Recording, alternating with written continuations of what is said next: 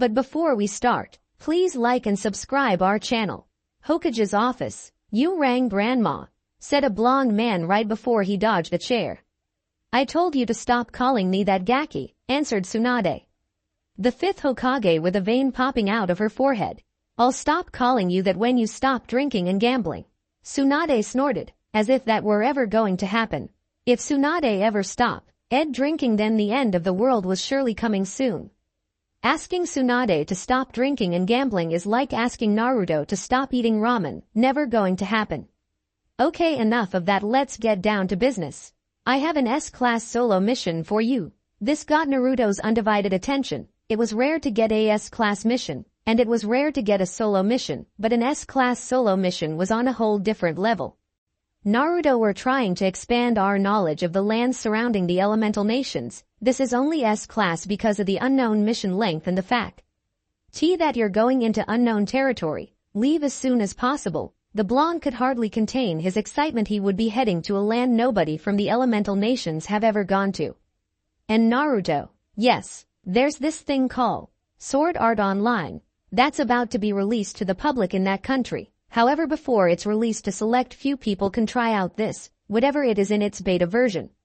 I was lucky enough to get a ticket, so I want you to investigate this Sword Art Online thing. She handed over the ticket, but before he left, Naruto wanted to have the last laugh. You got it, Grandma, he yelled as he used Shunshin to disappear from the scene before he could get the beating of a lifetime. Unnamed country. Naruto Uzumaki was not easily surprised. He was a sage trained by Jiraiya of the Sannin. Was the Jinchuriki of the Kyuubi no Kitsune, and had recently defeated the leader of the evil Jinchuriki capturing group named the Akatsuki, so not a lot of things caught him off guard. But come on, being pulled into a virtual world where your avatar could do anything you could minus jutsus and you could learn skills for your sword. Naruto was currently in a place called the Town of Beginnings. It was the place that everyone began in while playing the game. The only problem was that Naruto had literally no knowledge of playing video games. As he looked around, he saw players looking around the new world for the first time just like him. But out of the group, one person stood out. It was a medium-sized guy who looked Naruto's age, maybe a year younger. He had long raven-colored like Sasuke's, except this guy's hair didn't have that duck's ass shape. He wore a blue shirt with black pants. What separated this guy from the others is the fact that he was already running towards the exit of the town, as if he knew where he was going. That guy's gotta know how to do this stuff. After a few hours of playing the game and learning from the boy who was now identified as Naruto, continued on his own, defeating monsters, leveling up and gaining items every day until the beta was over. Sadly, every good thing does come to an end, and this was no exception. 4 months after Naruto started his mission, he went home to tell his grandma and Hokage all about his great adventure. He told her all about the game that is Sword Art Online and how nobody knows about the elemental nations and ninjas over there. During his long explanation of the other nations, Tsunade smiled. This was the other side of Naruto that hardly got to be unleashed anymore, unless he was eating ramen, of course. Nowadays Naruto was all training and no playing. The pain attack really changed him despite what other people thought. She knew that if Naruto stayed on this path of seeking PEACE, then he would become the greatest Hokage of all time, surpassing all of his predecessors by miles. 3 months later. Just fucking great. Naruto had just returned to the newly found country to play the final release of SAO. Everything was going great at first. He even met up with Kirito and his friend Klein. They talked for a while fighting low-level boars. He caught up with Kirito and even made a friend in Klein. After everything was done around 5, Klein attempted to leave only to find out there was something missing in the settings. Guys, the logout button isn't there. Look closer, Kirito answered. I'm telling you it's not there. Dude, look, it's right. Surprisingly, Klein was right. The logout button just wasn't where it was during the beta. Due to Naruto's shinobi training, he instantly knew something was off. This feeling was only fueled when all 3 of them were surrounded in a blue light. When the light disappeared, they found themselves in the Town of Beginnings. Slowly, more and more players surrounded in blue lights were teleported into the town. When all the players were in the Town of Beginnings, a red liquid came from the sky, forming a red cloaked person. Attention players, welcome to my world, Naruto and Kirito both said in union. My name is Akihiko Kayaba. As of this moment I am the sole person who can control this world. That started the comments of random players. Is it really him? He must have spent a lot of time on this. They were all silenced when the cloaked figure spoke again. I'm sure you all noticed that the logout button is missing from the menu. This is not a bug in the game. I repeat, this is not a bug in the game. This is a feature in Sword Art Online. Naruto's eyes hardened, so his first guess was right, this was a trap. AF feature. As all Klein managed to get out. You cannot log yourself out and nobody from the outside world can shut down or remove the nerve gear. If someone tries to do this, the transmitter from within the nerve gear will send out a powerful microwave, destroying your brain and stopping your life. Gasps filled the town along with anger-filled voices. A man and a girl attempted leaving only to be held back by an invisible shield. Unfortunately, some friends and families have ignored the warning and attempted to remove the nerve gear. As a result, there are now 213 less players in both worlds. Multiple organizations are now reporting this in the deaths, so the chance of removal of the nerve gear should be minimal. That's impossible, Klein yelled. I hope you all relax and attempt to finish the game. But remember this, there is no longer a way to revive fallen comrades. Once your HP drops to 0, you're dead in both worlds. For many it seemed like this would be the end of their short-lived life. But Naruto, he had to become Hokage and there was no way he was just going to give up. Right now you all are on floor 1, the lowest floor. The only way to leave this world is to beat all 100 floors and finally destroy the final boss that level. And finally I have a little present for everyone in their items. Everyone looked in their items and were surprised to see a new item in their mirror. In Naruto's, Kirito's and Klein's hands were small mirrors. As each of them looked into the mirrors, they were surrounded by a blue light. In their place stood a shorter, less muscular version of Kirito with shorter hair. In Klein's place stood a man that was the same height as his avatar with shorter hair and less facial hair. Naruto had made a character almost exactly like his real body, the only difference being that his avatar had a lighter complexion. Kirito, is that you? Klein asked. This guy definitely didn't look like the Kirito he met. Klein, is that you? This also didn't look like the person Kirito had met. Whoa, you guys, your avatars look so much cooler, Naruto said as he laughed at his new friends. Apparently they made their characters almost completely different. One more thing before I leave. Son of the Yellow Flash, heir to the Namikaze clan, sage of the Toads, apprentice to Jiraiya, Fox Prison, whatever you want to be called, I know you're here. I left you a present. The man with spinning red eyes is here. With those last words, the cloaked figure turned back into a red blob and left the same way he entered. That gave Naruto the goosebumps. This man knew who he was and what he was. What freaked out Naruto the most was that the man all but choked out the last sentence. Only later would Naruto realize what kind of gift the game creator had left him, and why he spoke like that. After the game creator disappeared from sight, hell began. 9,787 people ran for the exit. In the middle of the crazy mob running towards the exit were Kirito, Naruto and Klein. Naruto, still in his thoughts, got separated from the other two males. Okay Klein, we have to go to the next village fast. If what Akihiko said is true, then the only way to survive is to level up and fight. I can't go with you, Kirito. My friends, they're probably going crazy right now in the town of Beginnings Plaza. I understand. Although he said this, he couldn't help but feel extremely disappointed. Once again he would be taking the solo route. Don't worry about me, Kirito, I'll meet up with you eventually, and I know Naruto will too. Yeah, you're right. Bye Klein, I'll see you around. The town of Beginnings with Naruto. 20 minutes after the psychopath that is Akihiko Kayaba left the plaza, the only ninja in the game, or so he thought, was deep in thought. If the game creator was being truthful, then an Uchiha was in the game. But who could it be? Sasuke, Itachi, Madara, it could even be Kakashi. Only one of those guesses would be good for him. Even if that's a huge mystery in itself, how did he know who he was? Most humans from this region of the earth know nothing about ninjas. What made this man different? Another thing is he left him a present. What the hell does that even mean? Whatever, I'll think about it more later on, he muttered. Apparently Kirito and Klein got separated from him in the all of the chaos. So once again he was going solo. First plan of action. Head to next town while grinding mobs smiley face. 2 days later on the road to next town. It had been 2 days since the start of the death game, and although this particular situation would make most people gloomy, it didn't really affect Naruto. Death around him every day wasn't a really new thing for most ninja. No, he didn't like it, and no, he didn't want to stay here, but as it seems he didn't have a choice. This WOULD also help achieve his dream of world peace, and if he had to play a video game to even complete 1%, then sure as hell he would beat that game. After all, he's the only one left to fulfill both Nagato's and Pervy Sage's dreams. His thoughts were cut off when he heard a female yell. Ah, the voice yelled. In the distance he could see a figure running from something. It was obviously a girl from the sound of her voice. Ah, I guess I should help out. He ran towards the girl at speeds he would have called a snail's pace in real life, but there's no getting around that. As he started charging up a sword skill, he finally realized what he was up against.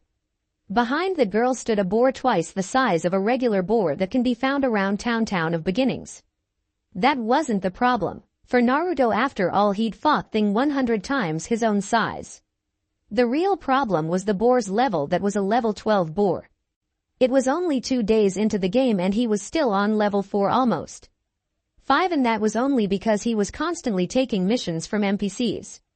There was no chance he could survive and protect the girl at the same time. Maybe if he was by himself he would a small NCE of survival, but together they were sitting ducks. Suddenly the boar's horns turned into a crimson red color. He knew this attack. This was one of the basic boar attacks, even if it was basic. The bow R's level made the attack incredibly deadly to someone of his level, and most likely her level, especially because of the fact that it gives the boar a boost in speed. He kept running and rammed into R's side just after the boar gained its speed boost. When Naruto pushed the girl to the ground, he fell with her. A few seconds passed and Naruto was up and ready to go. As he looked to the ground, he noticed that the girl was not. Picking her up in his arms bridal style, he ran towards his original destination. If he could get there, he was safe. The safe zone would protect them. All he had to do was enter town and he would be a free man. The boar, however, wasn't going to give up. It charged forward quickly, closing the distance Naruto had worked so hard to make. With the speed the boar was going at, it was no surprise that the boar was already closing in. The blonde just kept running as fast as the game would allow him. He looked down at the tired form below him. She was doing worse than he was. This was his first time actually looking at the girl. She had long glossy chestnut hair that would probably reach her butt if she were standing right now. She wore a dark red leather tunic with a lightweight copper plate and leather pants with boots that go up to the knees. Overall she looked pretty, but now isn't really the time to think about that. She also looked about his age, but who knows, certainly not him. Once again he heard the boar's attack being started, but this time everything happened in slow motion. He heard the boar running faster and faster until it was so close he thought he could feel the tusks going deep into his back. Use it was what Naruto heard before time stopped and he was led into his mindscape. In his mind was a large cage big enough to house all of the hidden villagers. This was where the Kyuubi usually was. Naruto gasped at the sight before him. In the spot where the mighty Kyuubi no Kitsune used to spend its time stood a small one-tailed fox. It was only half the size of Akamaru.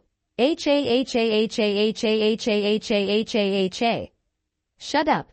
Fool, it's your fault I'm in this form, and don't you understand what's going on? If you die I can't heal you in real life. The blonde kind of expected that since the brain was a delicate object and even a small amount damage in the right spot could kill a man. Anyways, we have to get you out of the mess you've gotten yourself into this time. When the bastard said he left you a gift, he left you a special hidden skill. Kayaba. No, it was Santa. Of course it was him, idiot. Who else would have the power to do this? You don't have to be so mean about it, Naruto said with a pout. So what kind of skill? I think it was made specifically for you. It's called Shinobi.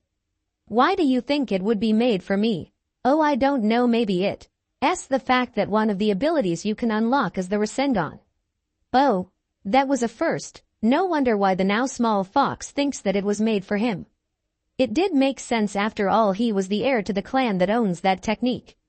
So how do I start using my Rasengan again? He was so happy that soon enough he would be able to just demolish his enemies with a Rasengan to the face. You did. NT really think that it would be that easy, did you? This skill has its own whole set of rules that you have to go by to unlock these jutsu. If I'm right, you won't be using the Rasengan until at least level 40. Another thing is that the only way to level up is to keep using your techniques. Kami must really hate me. He was pissed off. Who has the heart to take away someone's favorite jutsu that they worked extremely hard to learn? Then tell them, hey, you can have your jutsu back when you reach level 40 inches. Angrily, Naruto opened up his menu and looked at his current skills. Now that he thought about it, he never really got into his skill list. The only things he had were one-handed sword, cooking, and the katana skill. He still had one more slot open and he already knew which skill would go in that slot, the Shinobi skill. He swiftly confirmed that he wanted the skill and tapped the virtual menu. When he clicked it, another part of the menu was opened.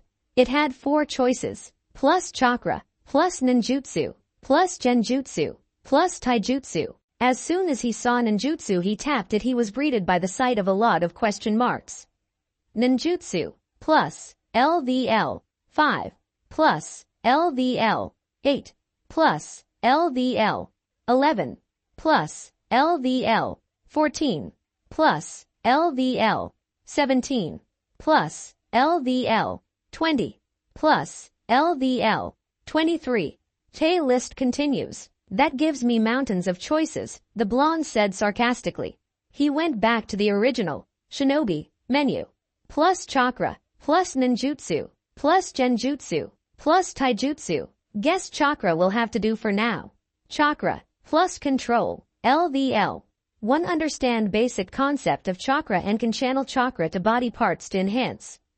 Plus LVL 5, plus LVL 8, plus LVL 11, plus LVL 14, plus LVL 17, plus LVL 20, plus LVL 50. Thanks, Kyuubi. Be gone, mortal. Okay, damn. Who shoved a stick up your ass? The small fox tried to roar only to make a high-pitched growl. This of course sent Naruto into another laugh fit. Okay, I'm done. It's over. Still laughing, the blonde left his mindscape and furry friend. Back in virtual world, Naruto quickly got back to saving both his and the stranger in his arms' lives.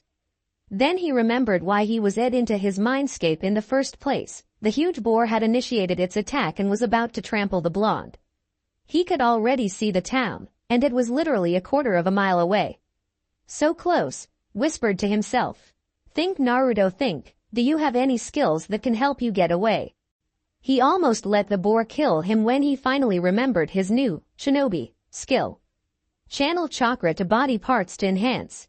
He quickly used his new skill and what he learned in the academy to enhance the muscles in his legs, quickly gaining speed he hadn't known he had even in the real world. The only problem was since the technique was at level 1 on, his chakra control was completely shit. It was worse than when he graduated from the academy. The only bright side he could think of was that he thankfully had the reserves he had in the real world. As soon as he started running at chakra-enhanced speeds, he left the boar in the dust. When he entered the next town, he didn't stop. He continued on into the nearest hotel. The fatigue finally caught up to the blonde. Not only was he tired from the long day of fighting off mobs, but he recently had to carry a not light girl, and since his chakra control was shit, he couldn't control how much chakra he was using, so he basically depleted all of his reserves.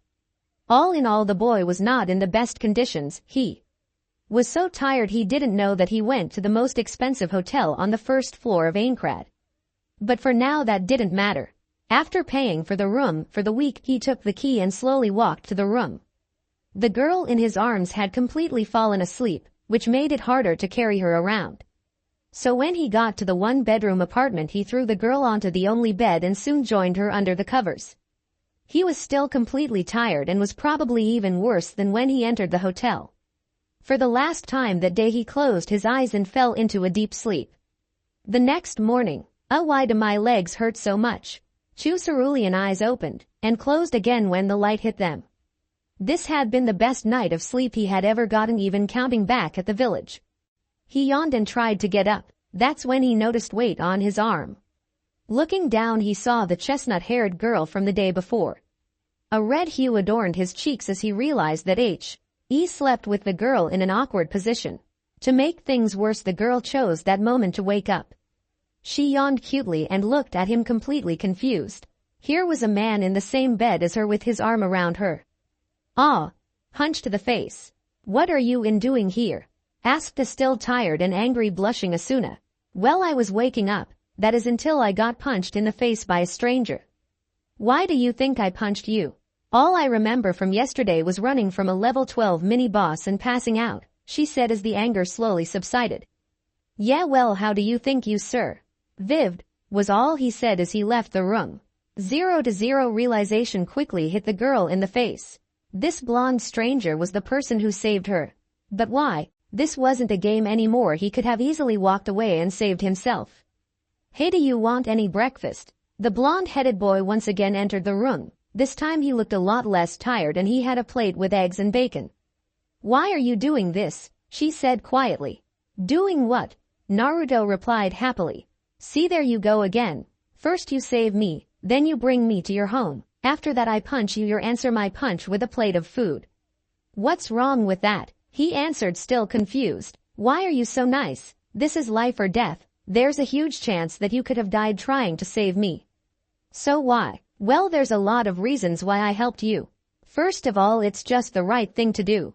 Another is when I was a kid I didn't exactly have a good childhood. Hundreds of people hated me and for a reason I didn't know.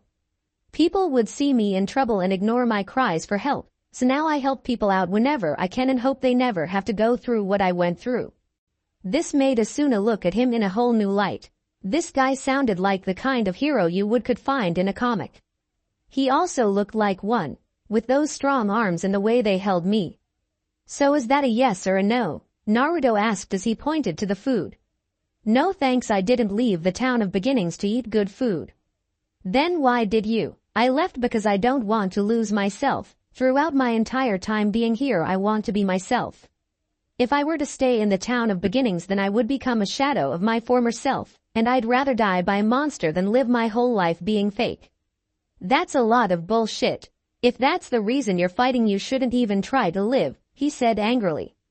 What do you mean? She said looking at him like he'd grown a third eye. What I mean is you should be fighting to go back home. To go back to your family, not for staying yourself. Outside of this world you mean something. There are people who care about you. Don't fight for yourself, fight for them, the people who need you.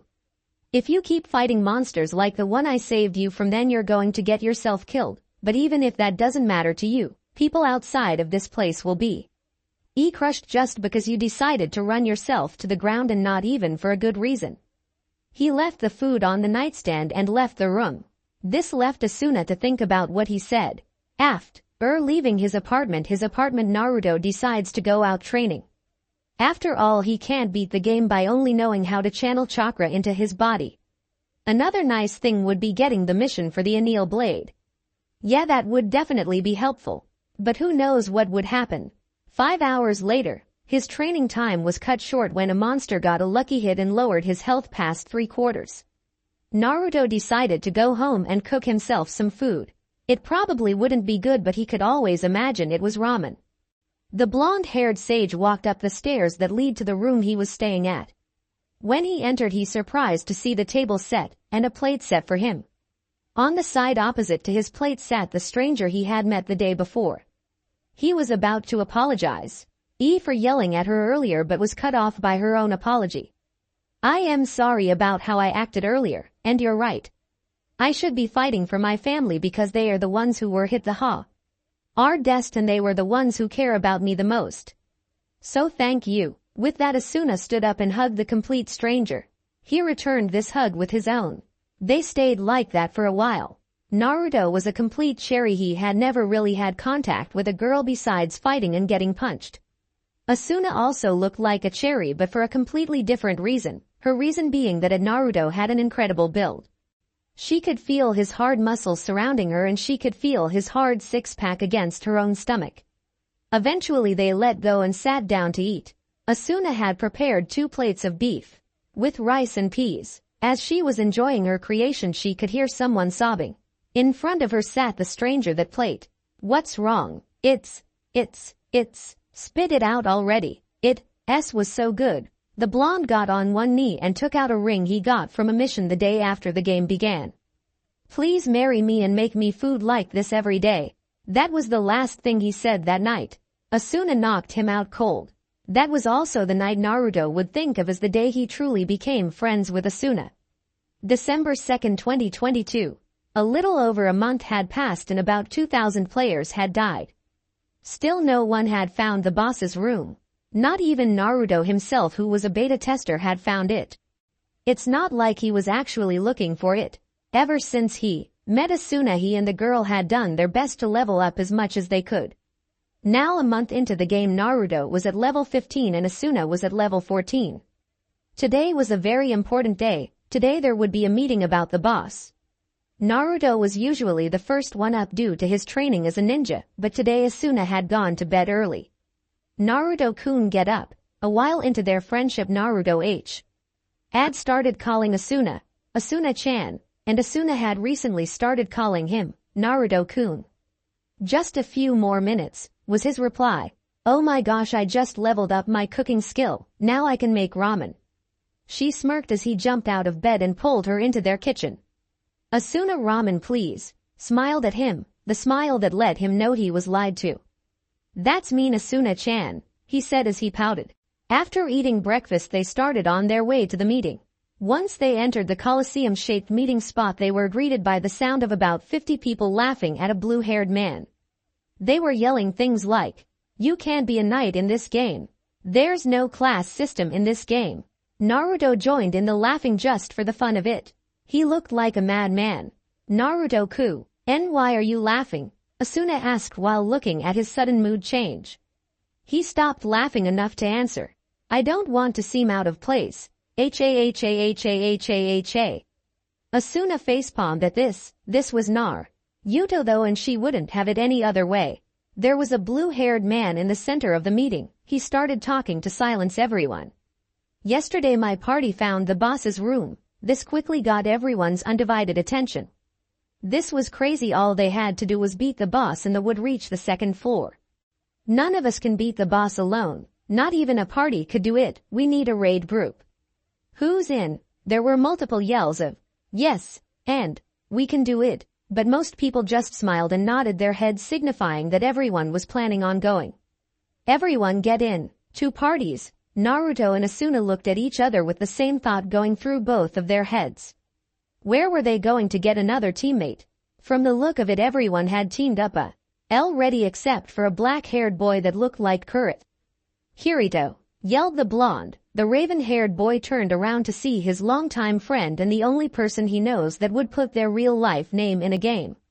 The boy walked up the stairs and sat down next to his blonde friend.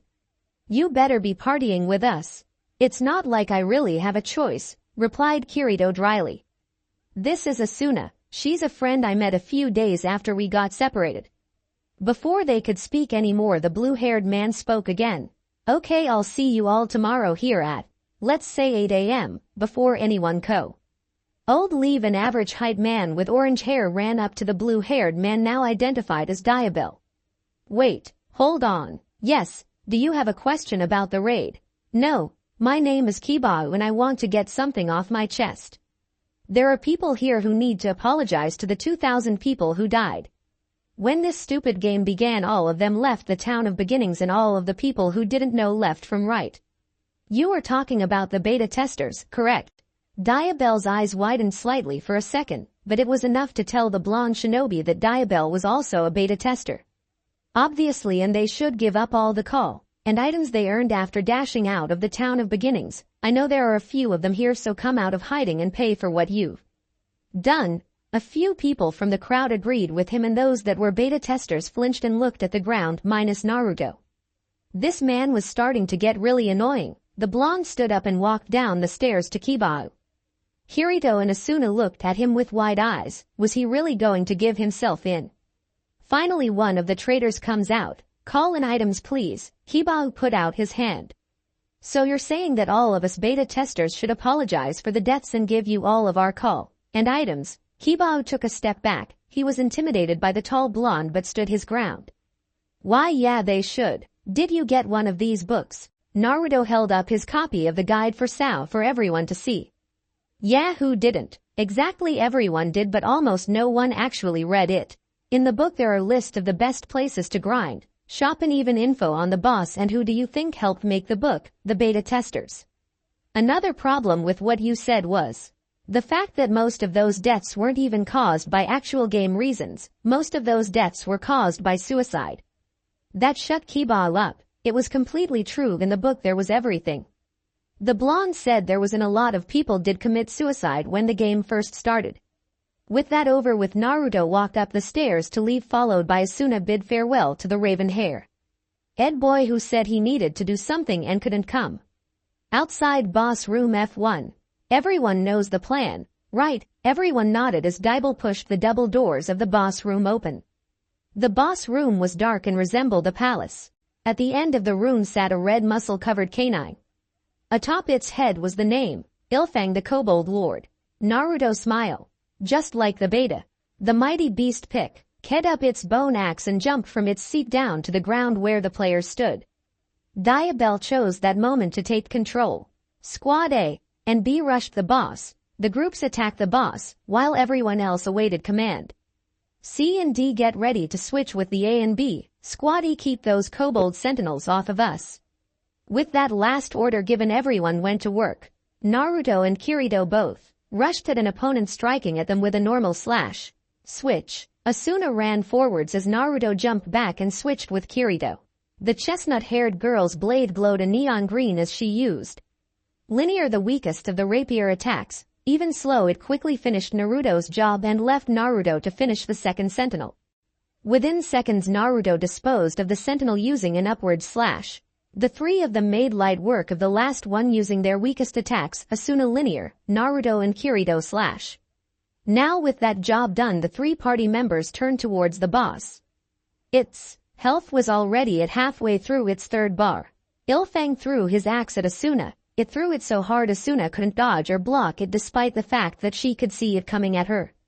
Luckily, why for her, a certain blonde-haired shinobi picked her up, ran towards her and blocked it using chakra-enhanced muscles. He still didn't have the control he had in real life, but he was getting there. Fang grabbed another sword from his side just like in the beta. The only difference was that this time instead of a talwar he wielded an odashi. Thinking that it was the same as the beta, Diabell tried taking on the beast himself. I got this, was what he said as he ran towards Ilfang with his sword, starting up a sword skill. Unfortunately for him, the Kobold Lord didn't have the same attack pattern as he did in the beta. Ilfang jumped to the ceiling, jumping from pillar to pillar. It jumped down and knocked Diabell away with a cut that sent his HP to 0. Naruto and Kirito ran towards the fallen knight and offered him a healing potion. No cough, please defeat the boss. Those were his last words before disappearing in cluster of pixels. Kirito, keep the boss busy for a few seconds, I have an idea. The raven-haired nodded and ran towards the boss. Asuna-chan, let's do it. She quickly understood what he meant by it, but he couldn't really mean now, could he? But Naruto-kun, you know it on. Lee work if the enemy is standing still. She answered. They had been working on a collaboration technique they called the piercing thrust. It did exactly what name said it did. Let me handle that. Kirito, get out of there. The boy jumped backwards, leaving the boss and Naruto to themselves. The blonde quickly jumped into the air and started doing hand seals: bird, hare, horse and ram. Wind release. Great breakthrough. As soon as those words left his mouth, a large gust of wind knocked Ilfang to the ground on his back. This left everyone in the room with their mouths hanging and the boss attempting to stand up. Asuna, let's go. She quickly got out, surprised knowing that he would explain later. When she reached him, he grabbed her by the waist, causing her to blush, and jumped in the air once again. This time, however, his stomach was facing the ground while one hand was around Asuna and the other was reaching for the hand that was around the chestnut-haired girl. Shadow Clone Jutsu. Two solid clones appeared behind the duo and used chakra-enhanced strength to kick their creator and his friend towards the boss. Two shouts were heard. Collaboration technique. Piercing thrust. The two were sent towards the boss at incredible speeds and easily, as the name implies, pierced through its body. The attack brought the boss's HP down to 0 and made it disappear in an explosion of pixels. The boss room was full of screaming people that at the time had expressions pure happiness. It reminded Naruto of the village when he came back from fighting Nagato. Everyone was extremely happy and full of relief. Happy that there were almost no casualties and that they were finally able to defeat first level. Everyone, except Kibao, who blamed Naruto for the death of Diabell. "Stop cheering," said the angered Kibao. "Why'd you let him die? Why'd you let Diabell die?" Asked the blonde in confusion. He would never let anyone die, especially not someone as noble as Diabell. From the beginning he had been there for people who didn't know anything about the game and were trying to survive. Even he, the savior of the leaf, had left everyone. Another voice agreed with Kibao and supported his false accusation. Yeah, he knew the boss's attack patterns. More and more people joined in on the Naruto bashing. I know why he knew. He's a beta tester. Kibao was right, the beta testers are the enemy. Even the information on the boss in the book was wrong. By that time everyone who wasn't a beta tester was pissed off at the beta testers who gave wrong information. Naruto knew there was only one thing he could do. If he didn't, then the other beta testers would suffer. They would all be branded as traitors and most people who stay away from them. He knew it was time to step up and replace Diabell in helping those who needed the help. "So you think that I'm a beta tester? Come on, that's messed up," said the blonde shinobi while laughing like a hyena. What are you talking about?" Everyone was completely thrown off by his maniacal laugh. "How could you compare to those noobs? Yeah, I knew the boss's attack patterns because I've fought monsters 10 times as strong as Ilfang. I've gone to floors no one else could even dream about reaching." Everyone stared at the blonde with widened eyes. If what he said was true, he wasn't even worthy of being called a beta tester. He's RSE than the gum you would scrape off your shoes. That's a whole different level then. You're just a cheater, a cheating beta tester. Cries of anger filled the room. All of them yelling about beta testers and cheating.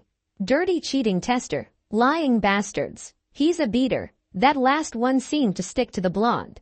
He honestly did like that name, beater. Yeah, I like that name, beater. From now on, call me a beater, but don't mistake me for a beta tester. He went into his inventory and unequipped the armor he had on, before equipping a black trench coat. Think of Ankos except black. On his feet he wore black wooden sandals. While they weren't the best for defense, they were great for speed, which was something he wanted very much. He also wore the closest thing to black Anbu pants the shops had. While they looked like Anbu pants, they were obviously made from a different type of material. Naruto turned to leave, but before he did, he walked up to Asuna and kissed her on the cheek. He did this with his face towards the exit so no one would notice what he was doing. Her face made a new shade of red, darker than Hinata could ever make. She always did find Naruto attractive, even though she would never admit it. He was definitely better than the man that her father kept bringing home. He was supposed to be a family friend and her father kept trying to put them together. Sogu. In the end, she wasn't sure of her feelings for Naruto, but she knew they were strong despite the fact that they've only known each other for a little over a month. You can become strong without me. But one day if someone you trust invites you into a guild, accept it because there are only so many things that a solo player can do. The blonde walked away from her hoping she wouldn't reply. He too had grown fond of his ex-companion. They both have had their fair share of close calls and the other was always there to save the day. He would be lying if he said he didn't have a crush her. She was very pretty and wasn't a ruthless psychopath like the girls back in Konoha. While Naruto was lost in thought and walking away, Asuna and Kirito looked at each other and nodded. They were both planning on doing the same thing. Follow my lead, she whispered to the raven-haired boy.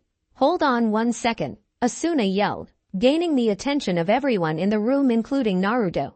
She turned towards Naruto and winked. Yeah, hold on, joined in Kirito. Don't pretend like you did all of that in the beta alone, Asuna said. This gave everyone in the hall a confused look. What did she mean by that?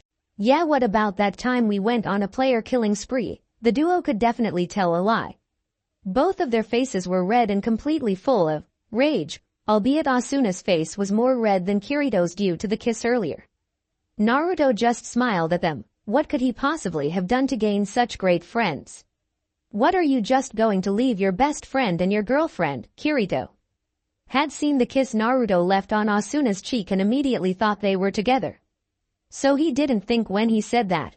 Asuna, however, did not want to ruin their cover and agreed with it. Yeah, how could you leave your Asuna-chan? This gave Naruto a huge blush. He looked at her just in time to see her wink and blow him a kiss. Now we find Naruto an even darker shade of red than Asuna when he kissed her cheek. Yup, there's payback for the kiss, thought a happy Asuna. All three of you get out, before we make you, Kibao said, thinking that the three of them would be no match for an entire raid -3. Make me, said the blonde simply. Asuna and Kirito walked over to him a few seconds after he said this. Alright, come on guys, let's show these beta testers how we roll. The entire E-raid group minus a few walked forward as one. Naruto, you idiot, why would you get them mad? Asuna said, angry that the blonde had gotten them into more trouble than they already were. Don't worry, Asuna-hime. This once again brought a blush to her face. Shadow clone jutsu, Naruto said as he put his index fingers together to make a cross. When he finished his jutsu, there were 50 Narutos all ready to fight. The original grabbed Asuna's hand and Kirito's arm, pulling them towards the exit. Floor 2 supermarket. So what was that all about back there, Kirito? Asked Naruto. Asuna had left to go BU. Why, stuff for something special she had been wanting to make for a while. You didn't think we'd just let you take the solo route, did you? And you would be leaving your girlfriend, man, answered Kirito. There you go again. She's not my girlfriend. Where did you get this idea? I don't know, maybe it's the fact that you kissed her cheek, then she said she was yours, then she blew you a kiss, and Finn. Ally, you called her Asuna-hime. That left the blonde speechless. Everything Kirito said was true, but was he really going out with Asuna? Hey guys, I'm back, said Asuna as she walked up to the duo. Boruto leaned over to see what the chestnut-haired girl was going to buy. You have to wait until dinner to find out, she said as she wiggled her finger with a mischievous smile. Oh, he's so gonna love this. If he really is in love with ramen, then he's gonna cry tears of joy tonight. Hotel. 2 hours later, Asuna was in the kitchen creating what would soon be devoured by Naruto. Naruto was currently in the dining room of the small apartment they were renting for the month. He was awaiting the meal that Asuna was making. Kirito went out to train and Naruto would have gone with him but was RCED to stay by Asuna, with her smiling and saying that he needs to stay for this. Sadly, Asuna was taking her time in the kitchen, so he was there waiting for a good hour. The long-awaited dinner was finally done, and after Asuna tasted her food, she really did think that ramen was a food of the gods. Okay, here's the food, she said as she placed the pot on the table. Naruto reached forward to take the top off the pot. So what did you, ma? Naruto's eyes widened as if he had seen a ghost. There in the pot was a lot of ramen. Ramen, the sometimes only thing he would eat on the streets because it was all he was allowed. It was something that had saved him from death on numerous times. That's why he loved ramen so much. It was literally a lifesaver. While it was obvious that he really loved ramen, the woman had taken that into account and made it for him. My gift to you, she said with a smile. This was literally the first gift he had ever gotten. No one had ever been so caring to him before. That's when he made up his mind, and that's when he knew he was falling for her, and he was falling hard. He knew he had to get something equally as great. He took out a plate of food for himself and for her. So Naruto, yeah, I think it's time you tell me about where you got those techniques from. Sigh, he knew this time would come, but she really didn't need to know about his life outside of the game. Yeah, well, a while ago, just after the game begun, I found out that I had a special skill. Supposedly it's unique to only me, so I can't teach it to anyone. It basically allows me to use techniques called jutsus using chakra. For some reason this reminded him of the academy. Teaching children about chakra. Whatever. Chakra is the mix of both physical energy and mental energy, he replied. So this mix of physical energy and mental energy is what allowed you to use that wind thing and the clones. This was a little weird to her. His skill seemed like something you would only find in a fairy tale. Whatever. This technically is a game, so it possible. Hey, do you want to watch a movie with me? The silence in the air before her question was seriously starting to bug her. So what? Better way to relax than to lay back and watch a movie. Yeah, go set it up and I'll make snacks. He really didn't want her to ask him to set it up. He had absolutely no idea how to. After all, the mental countries were way behind in technology, especially when compared to places like this new land. Okay, she said cheerfully. 10 minutes until midnight. Naruto and Asuna had fallen asleep half an hour ago, with Asuna resting her head on his chest and his arms around her stomach. While to most it would seem weird for two people who don't go out to sleep like this, it was a normal thing for the duo. Since that first night they spent together, they usually slept like this. This was the scene that Kirito walked into when he finished his late training. And he says they're not going out, Kirito said with a smirk. He wondered how long it would take for the duo to realize the feelings they had for each other. Kirito threw a blanket over them and went to his room to do some of his own beauty sleep. Asuna woke up on something stiff. When she opened her eyes and looked back, she noticed it was her blonde friend, causing her to smile. When she shifted, she woke him up. Blue eyes met brown when his eyelids opened. He let out a content smile and hugged her. "Good morning, gorgeous," said the blonde. That was weird, he never called her that. The most affectionate name he had used so far was the suffix "heim." "Gee, good morning, Naruto-kun," she answered shakily, while she liked him calling her that. It was rather strange. He pulled her into a kiss. This made Ajuin completely confused. Even though she didn't know what was going on, she knew she wanted this and kissed back. Emotions clouded her judgment as he rubbed his tongue against her teeth, signaling her to open her mouth, to which she happily obliged. When they separated, a long strand of saliva was all that was left of their lip contact. He started groping her and nibbling on her earlobe. Naruto-kun," she moaned. She knew this was wrong. At the moment she didn't care, she needed her Naruto-kun. Then she felt Naruto's little buddy growing in size as it rubbed against her leg. "Asuna-chan," he whispered. "Asuna-chan," he said louder. "Asuna-chan," he yelled. End of dream. Naruto was having a strange day. In the morning he was the first of the trio to wake up. He woke up early to make pancakes for Asuna as some kind of thanks. When he was done, he walked to where Asuna was, to find her on the floor with her face buried into a pillow. She was literally pushing her face into the pillow and licking. Slowly walking backwards to where he knew Kirito's room was. Once he was inside, he tried to wake up Kirito without waking up Asuna. "Kirito," he whispered as he nudged him. He knew the black-haired guy was a light sleeper and would wake up after the nudge. "What?" asked Kirito with a tired look on his face.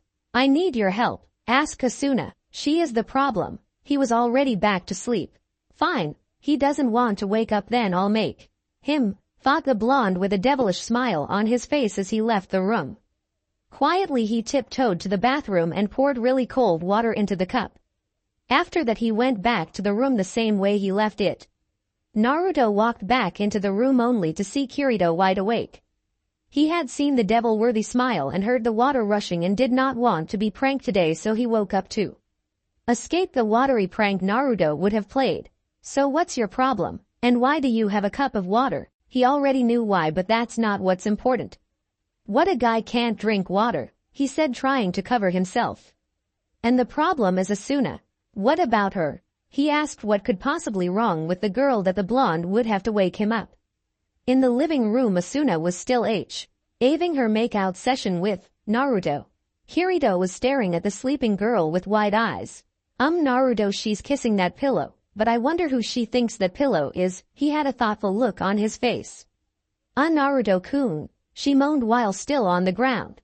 "Well, now we know. Naruto, she's dreaming about kissing you." Naruto's eyes bulged out of his eyes.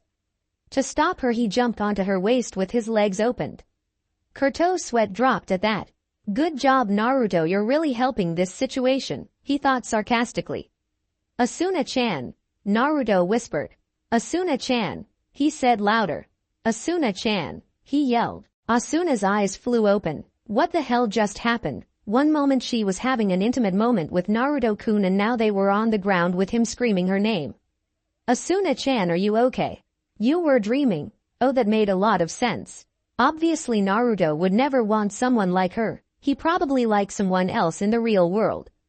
That thought brought a sad smile to her face. At least he's happy. Even though she thought this, she didn't trust her elf to not make a move on the only blonde in the group of beaters. She knew that if she didn't leave she would have those feelings from the dream and try something. The blonde continued to stare at her with concerned eyes. Yeah, I'm fine. Apartment door 1 a.m. Asuna quickly closed the door as she left the apartment for what she thought would be the last time. Unknown to her, in the corner of the room stood a lamp that had not been there before. This lamp was really a hanged Naruto. Where are you going, Asuna-chan? He wondered as he followed her. She ran down the street followed by a guy who was in his early 30s. Hey girl. Asuna stopped and turned around to see the man that had been following her. The man stood a little shorter than Naruto did and wore armor that resembled a knight's. It was all silver and defined the expression, knight in shining armor. Yes, she said in the politest way she could. She really had to get as far away from here as fast as possible and didn't have time for this. What's wrong? You seem troubled. Please tell me. The look in his eyes were pleading her to tell him. As if the world would end if she didn't tell him. She sighed and told him everything about her relationship with Naruto from the moment they met to the last time she saw him, including the dream she had. So what do you think? Her mind wandered off trying to think of what she should address him as. Otoran is my name. Okay. So what do you think, Otoran-san? I think the boy is in love with you. Why do you say that? She asked. This guy really thought Naruto-kun was in love with her, but why would he think that? All of a sudden the older man pulled her into a kiss. This earned him a punch to the face. The punch caused him to explode into a cloud of smoke. When the smoke cleared, another man stood in the place of Otoran. I forgot I was still hanged. Hey Asuna-chan, said a familiar voice. There in the place of Otoran stood one Naruto Uzumaki. Asuna's eyes widened. Naruto, what the hell? Why would you do that? Don't you understand that I was trying to get away from you? I don't want to ruin your relationship with whoever Naruto has had enough of Asuna putting herself down and goes to show her that she's the only one for him. Naruto pulls Asuna into a passionate kiss. Shut up, Asuna. Switch. Naruto ran towards the green plant monster thing. It looked pretty disgusting. It was a green man that were a little shorter than Kirito. The only article of clothing they were rags that were only enough to hide the space between the beast's upper thighs and hips. It had 3 long leaves that seemed to grow from its scalp. With one rough thrust the man plant was destroyed. The 3 beaters had grown close over the past 9 floors. Especially Naruto and Asuna. They were even closer than when Kirito first joined the group, if it was possible. When they weren't training, doing missions or hanging out with Kirito, they were together. It was as if they were stuck together like glue. In all honesty, Kirito was sort of jealous. Not that he had a crush on Asuna, he was jealous of the fact that even in this death game they were able to find each other and love each other. He wanted something like that, but for now he would have to settle with his dreams.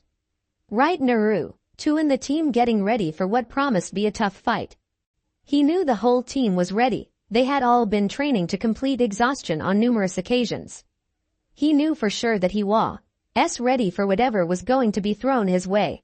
He personally was at level 24 while Asuna was at level 22 and Kirito being at level 23.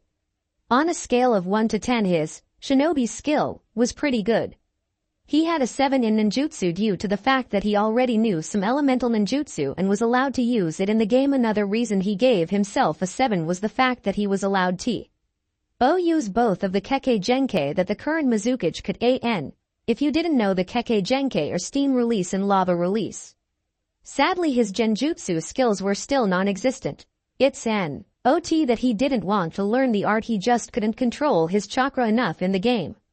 Even his control in real life would only allow him to use weak ED rank genjutsu, but his chakra reserves would allow him to cancel almost any of genjutsu. In taijutsu he would give himself an 8. He had chosen the taijutsu style named the Toad style, in honor of his late sensei Jiraiya, the previous Toad Sage of Mount Myobuku. It was basically a fighting style based on the way the toads fought. With strength in their legs they were able to hop, or in his case jump, away from danger, and also using His legs he propel himself towards the enemy. Guys, I think we should head back. The raid is later today and I'd like be rested and ready, said the brunette of the group. Yeah, you're right, agreed both of the 16-year-olds. They turned towards the exit and started their way to the entrance of the dungeon. Roar! The sound of an angry plant behind them startled everyone. All of the plant men had made noises like that, a roar sound. The only difference was that this one was a lot louder and deeper.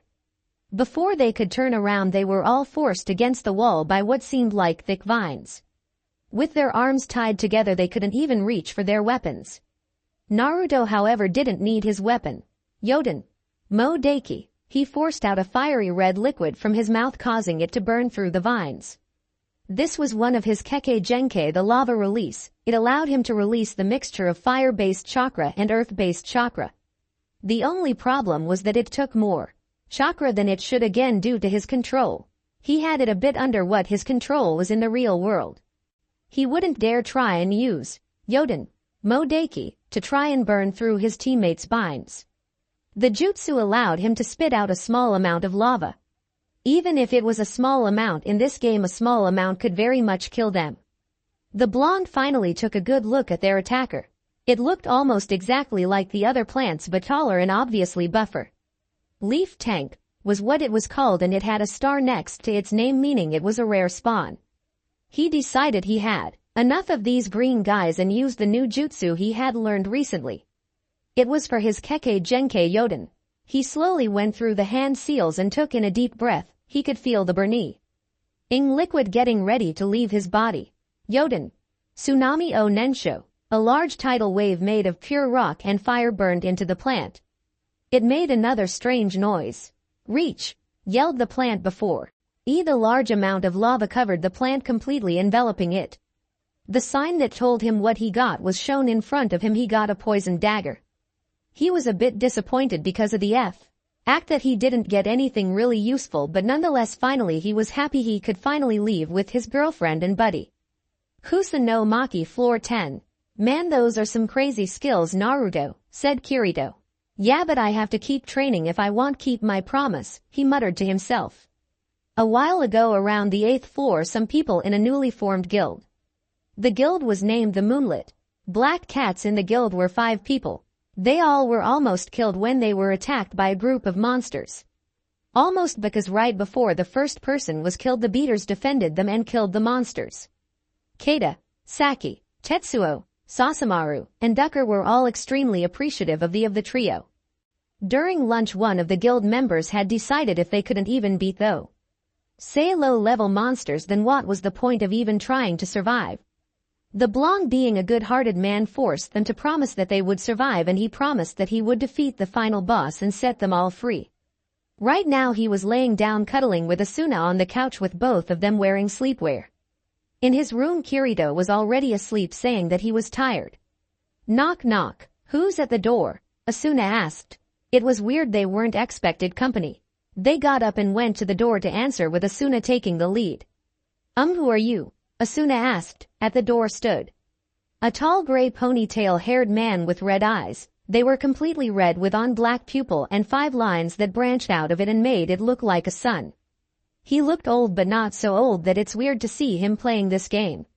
The man wore silver heavy armor with black pants that matched Naruto's old ones. To go along with that outfit, he had gray standard warrior boots. I'm here for Nami, Kage-sama. Naruto had finally reached the door and had heard the part about Namikaze. Where have I heard that name before? She put her index finger on her cheek. The blonde in the room was extremely nervous. If Asuna were to remember what Kayaba had said on their first day in Sword Art Online about heir to the Namikaze clan, then he would have to fight the onslaught of questions. Some of those questions would force him to explain his profession to her now rather than later, which he did want to happen. The latter, the gray-haired man, pointed at Naruto. There he is, the man said. This gave Naruto a sheepish look. Sorry Asuna-chan, I forgot to tell you I have 2 last names, Uzumaki and Namikaze. Mr. Namikaze, can you take a walk with me? Asked the man. For the first time he looked into the man's eyes. The Sharingan, Naruto whispered. Is everything alright, Naruto-kun? Asuna asked when she saw Naruto's distress. No, everything's fine, Asuna-chan. He didn't want to bring Asuna in to this trouble because if that really was the Sharingan then he would be in for a hard fight. He quickly gave Asuna a peck on the lips and was on his way with the man. Naruto and the man walked down the street in silence, neither attempting to open a conversation, making it awkward. Okay, who are you? How do you have the Sharingan and how do you know me? Naruto asked angrily. Who the hell was this guy? Who doesn't know the hero of the leaf? That ticked Naruto off. He quickly pushed him against a wall and put one of the poison kunai at his throat. The man put his hands in the air as he sensed the danger. Whoa, how about you put down the weapon and let me explain? 5 minutes, he answered in a low voice. Well, my name is Akihiko Kayaba, but I come from the Hidden Leaf Village and my real name is Akihiko Yamanaka. Using my clan jutsu I created this game. Unfortunately I was also forced into a genjutsu by Madara Uchiha. He did this because he followed you when you first came to the Na.W land, and when he found out that the only force in the leaf that had a chance against him could be put down beforehand without the need for him to actually fight, he jumped for it. I can only control myself when in the game, but outside I'm at his mercy, he said at the end with a frown. It truly was a shame so many people killed because of his game, a game he created for people to be closer. He felt like the whole world had separated, and if he could make this game then he would be able to bring everyone closer together. In the end he was just a puppet for those accursed eyes. So it's true that Madara truly is still alive and he took control of this game to me, but that still doesn't explain why you have the Sharingan. It's a sign that he's my master. Okay, well I guess I'm going to trust you, but the moment you start any funny business I'll end your life. Before they could continue, Akihiko went to the ground and looked like any of the Hyuga branch clan member when someone uses their curse seal. It's Madara, I have to go. He promptly did so and signed himself out of the game, leaving the blonde to an empty street. I guess he really was telling the truth if he was forced to the G round like that, was what he thought as he walked back to the apartment with his hands in his pocket. Outside boss room floor 10. He didn't know why, but Naruto could feel a large amount of deja vu. Him getting ready to fight a strong boss and a strong leader, prepping everyone. Today he decided for an outfit change, not that it was much of a difference. Now he wore a trench coat that matched his father's. It made him feel powerful, but of course that might be due to the buffs the coat had, them being +2 strength and plus stealth. The new leader, like Diabell, was a beta tester, and just like him no one in the raid knew of his being a beta tester. However, unlike Diabell, the man was a redhead and had dark skin. His name was Yamato, and just like his friend in real life Yamato, the man was a natural-born leader. Alright guys, get ready. Remember the rules I put down and listen to me out there. We all know this isn't a real game anymore, so who's ready? He yelled. There was a loud yell of, "Hi!" With that the entire raid force rushed towards the room and stopped when everyone had. The inside was a huge rounded room with grass everywhere and an enormous tree in the center. As soon as everyone was inside, the vines at the side of the door grew and blocked the exit. The huge tree opened his eye, and unfortunately in the place of where the eye should be sat the almighty Rinnegan. This pushed anger through Naruto. To him it was like they were making fun of Nagato. That was not all right in his book. Nagato was a man who had strived for world peace even if he went down the wrong path to try and reach his dream. In the end, Nagato was a better human than most of the villagers the sage had tried to protect. With all this in his head, he was the first to charge the huge tree. His attack was enough to knock everyone else out of their stupor. Wind style. Air slash. He yelled as a large slash of chakra-enhanced wind cut a vine that was attacking a random player. Before anyone could go further, a vine impaled a man and then another and another. Retreat was heard throughout the boss room. The group -3 jumped back, just barely dodging the few vines that tried to kill the rest. Cutting the vines only seemed to do at most 5 points of damage, and with a monster that had 20,000 health points that wouldn't be enough. Not even with his chakra-enhanced speed could the blonde outrun the vines. But they seemed to have a limit to their length. Kinda like Shikamaru's shadow, he thought. Another 2 people had died and the boss's life wasn't even past the 3/4 mark. This was going bad, he saw as Una as she entered the area where the vines could reach. She ran at her top speed and jumped as high as the distance that the vines couldn't reach on the ground, and to his surprise the vines couldn't reach her. That is until she came down. She came down and hit the tree's bark. This attack alone did twice the amount they all had done together since they started the fight. "Ah!" yelled a familiar female voice screamed. "Taju Kage Bunshin no Jutsu." The boss room was attacked by entire raids of shadow clones. In reality they were all decoys so that the original Naruto could save his chestnut-haired girlfriend. He quickly brought her back to what he called the safe zone.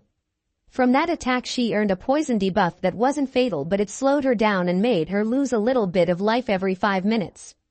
All around him people were staying as far away from the tree as possible, not wanting to end up like their fallen comrades. "Asuna, you can't be doing that, you could have gotten yourself killed, please. Just stay here." He made 2 more clones to stay by her side while he went to fight. He had to beat this boss fast, because if he didn't Asuna and most likely everyone would die. Sweden. Daku Numa. The ground underneath the tree turned to water. Raiden. Hyoryokunaima. The body of water was shocked by the lightning of his Raiden jutsu. "Kirito," he said, calling over his fellow beater. "I have an idea. Just follow me." The blonde ran at the tree with great speed that was only matched by Asuna, who specialized in speed. With Kirito behind him, the blonde ran on branches that were off the ground. Apparently for now they were clear. The huge tree was still gathering its bearings, which meant that it couldn't protect itself from the onslaught of attacks courtesy of Naruto, Uzumaki, and Kirito. The attacks brought its health down to 50%, and it also put the tree back on track. Just like any other boss they had fought, the tree changed its attack pattern by adding in mobs that helped it in a new attack. It's the green guys from earlier. The invasion of green plant men was enough to get the cowering men of the raid to help attack. Some even going to attack the boss. The new attack killed off a few men. Every few minutes a bunch of razor-sharp leaves would rise up and be launched at the players. Naruto looked black at Asuna and noticed her health going below green and entering orange. He sliced the head off another plant man. "I have to finish this now," he thought as he jumped onto the wall and used chakra to stick. He ran up the dome-shaped ceiling. He was standing directly over the tree. The vines didn't even try to reach him, knowing that they had no chance at reaching him. He made a clone and made a K's Borosupiraru, and had the clone use Kaden, Raida. Together it made a ball of spinning fire. While it wasn't as powerful as the Rasengan, it was still pretty powerful. He liked to call this combo Kaden Borosupiraru. He yelled as he released his chakra from the ceiling and pushed himself towards the larger tree. He pushed the ball down and down deep into the core of the tree, but the attack was being blocked by the bark and Jutsu started to falter. He was stabbed by a vine and then another. "Come on, harder." And with that the tree popped out of existence along with the tree's minions. Just like the first floor, everyone was cheering and happy except for Asuna and Kirito, who were trying their best to heal their fallen comrade. Finally, after what seemed like an eternity for Asuna, Naruto started coughing. How many did we lose?" he coughed out, which made everything deathly quiet. 15 men, said a man quietly. "Fuck, another 15 innocent people were murdered by the Akatsuki." Naruto knew that he had to get out of there soon, because right now the Akatsuki could be attacking the hidden leaf. Right now they could be hurting his precious people, and he could not and would not just stand and allow that. Unknown location, real world. Madara Uchiha smiled at the sphere he had stolen from the Konoha. "Good job, Naruto-kun." It was a carbon copy of Mount Myobuku. All Naruto was grasslands and toads jumping, hopping around. In the distance they could see black toads with red lips and red warts called. He couldn't see their names. Before the shinobi could even know what happened, he was jumped on by a large toad and was hit on the head by 2 other smaller toads. "Hey bro, I didn't know you were here too," said the large toad. It was an orange toad with black markings on his face and stomach. He wore only a blue open vest. "What did you do this time, Naruto?" asked the other 2 toads. They were both obviously old. On the left was a woman toad. She had green-yellow skin. She wore a black cloak and had purple thing on her head. The toad on the right also wore a black cloak and had light green skin. On top of his head was white old people hair. "Gamakichi. Ma. Ha. How are you guys even here?" asked the blonde with a frown. How the hell were they even here? Did a nerve gear really fit on their heads? He shook his head when he thought of them trying to put the small helmet on their heads. That guy stole some of our DNA and made us in the game. Naruto's eyes widened at that. Who was strong enough to go into Mount Myoboku and steal DNA from Toad? One group came to mind immediately. Akatsuki. Who? Was it Deidara, Sasori, Tobi, Itachi, Kisame, Hidan, or Kakuzu? Ha only shook his head with a small smile. It was Madara, and let me tell you something, Gamabunta fought like a beast until he was finally defeated. Not killed but severely damaged. So where is he now? He said with a look of wonder on his face. Asuna and Kirito had left to go to the shop after Naruto said he needed a long walk. He has the job of giving the quest called A Toad's Henchman. If you complete it you get the Toad summoning contract, but it's supposed to be really hard without having chakra to stick to my dad's head. Naruto gave him a smirk. I think I'll manage. The large Toad signaled for the blonde to follow. At that exact moment Asuna came from behind Naruto and gave him a hug from behind. Kirito was walking a foot behind the duo and smiled. Hey Asuna-chan, hey Kirito. I am doing a quest with this Toad. Hey, I want to join. How come you didn't tell us? Asuna asked with a pout. I didn't know where you guys were, sorry. It's alright, just don't abandon me to go on a mission again. As you wish, Haim, he said as he bowed.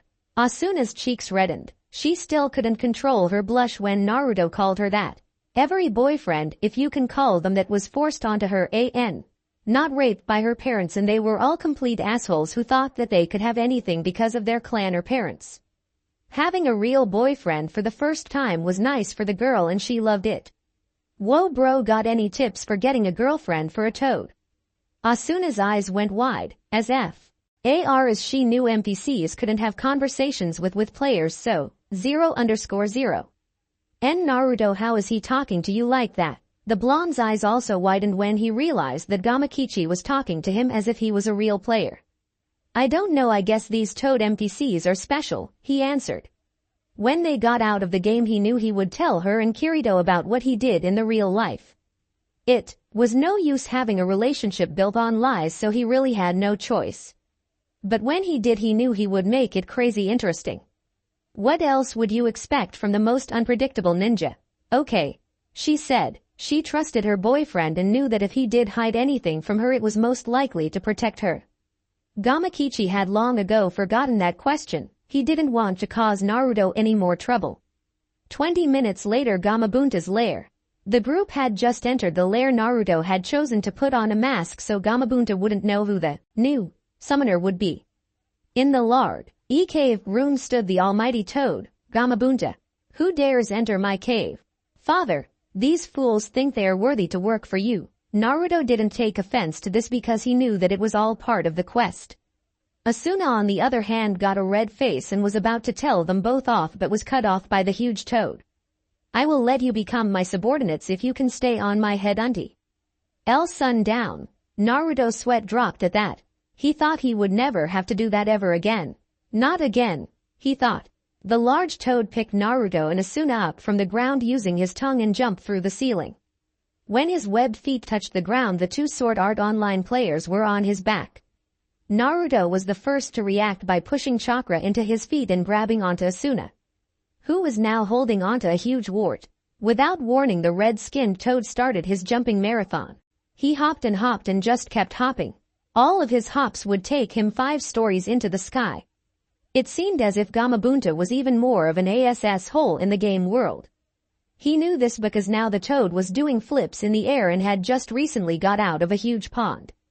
On the ground, Kirito was making bets with Gamakichi against the two players, and Gamakichi was betting that they could do it. He knew that it was always a bad idea to think that Naruto couldn't do something right before sunset. How is that even possible? No one has ever been able to do this until sunset except one person, and he was a god when compared to you puny pathetic fools. Gamabunta said angrily. Ho, dare they think they could reach anywhere near Naruto's level? This was all a game. Naruto had power that dwarfed theirs in the real world. The end of the sunset was seconds away and Gamabunta took one last chakra-enhanced jump. 5 stories, 6 stories, 7, 8. They just kept soaring through the skies until the tired Naruto couldn't take it. His chakra stopped flowing into his feet and he and Asuna were knock of the large toad. For Gamabunta it was the best thing ever. For Asuna it was like the gods were angry at them because she knew they would not survive a fall from this height. For Naruto it was fun. Woohoo, he yelled before yelling something more important. He went through hand signs with one arm wrapped around Asuna's slim body and put his thumb and index finger together to make a ring right before screaming at the top of his lungs. Futen. Daitapa. A large gust of wind pushed Naruto and Asuna back onto Gamabunta's head. The trio fell back to the ground at the same time the sunset finished. You have gained the Toad Summoning Contracting in your inventory. Just sign it in blood and I will have become your boss. Thanks Gamabunta, Naruto said happily as he took off his mask. Suna was asleep in his arms but she had also gained the ability to summon toads. Gaki, why am I not surprised to see you here? You always were the crazy kind of guy. Naruto smiled at his longtime friend and boss. The toads had always been there for him and he wondered how it would have been like to be raised by the toads. From when he first fought Gaara in the Chunin exams to that fight with Jiraiya, Tsunade, and Naruto against Kabuto and Orochimaru to the collaboration technique he used against the Three Tails to the fight at Blood Prison and finally the last fight he had in the real world, Pain. That was when Naruto was truly grateful of them. He knew that if he hadn't trained with the toads to learn Senjutsu there would be no more Konoha. Brat, you don't need to sign the contract again, just use the hand signs. Your girlfriend on the other hand, your girlfriend just has to sign but she better sign when you beat this fucked up game. Thanks boss, he said, grateful that at least someone believed he could do it. Behind them Naruto and Gamabunta could hear 2 yells. One in delight and the other one in anger.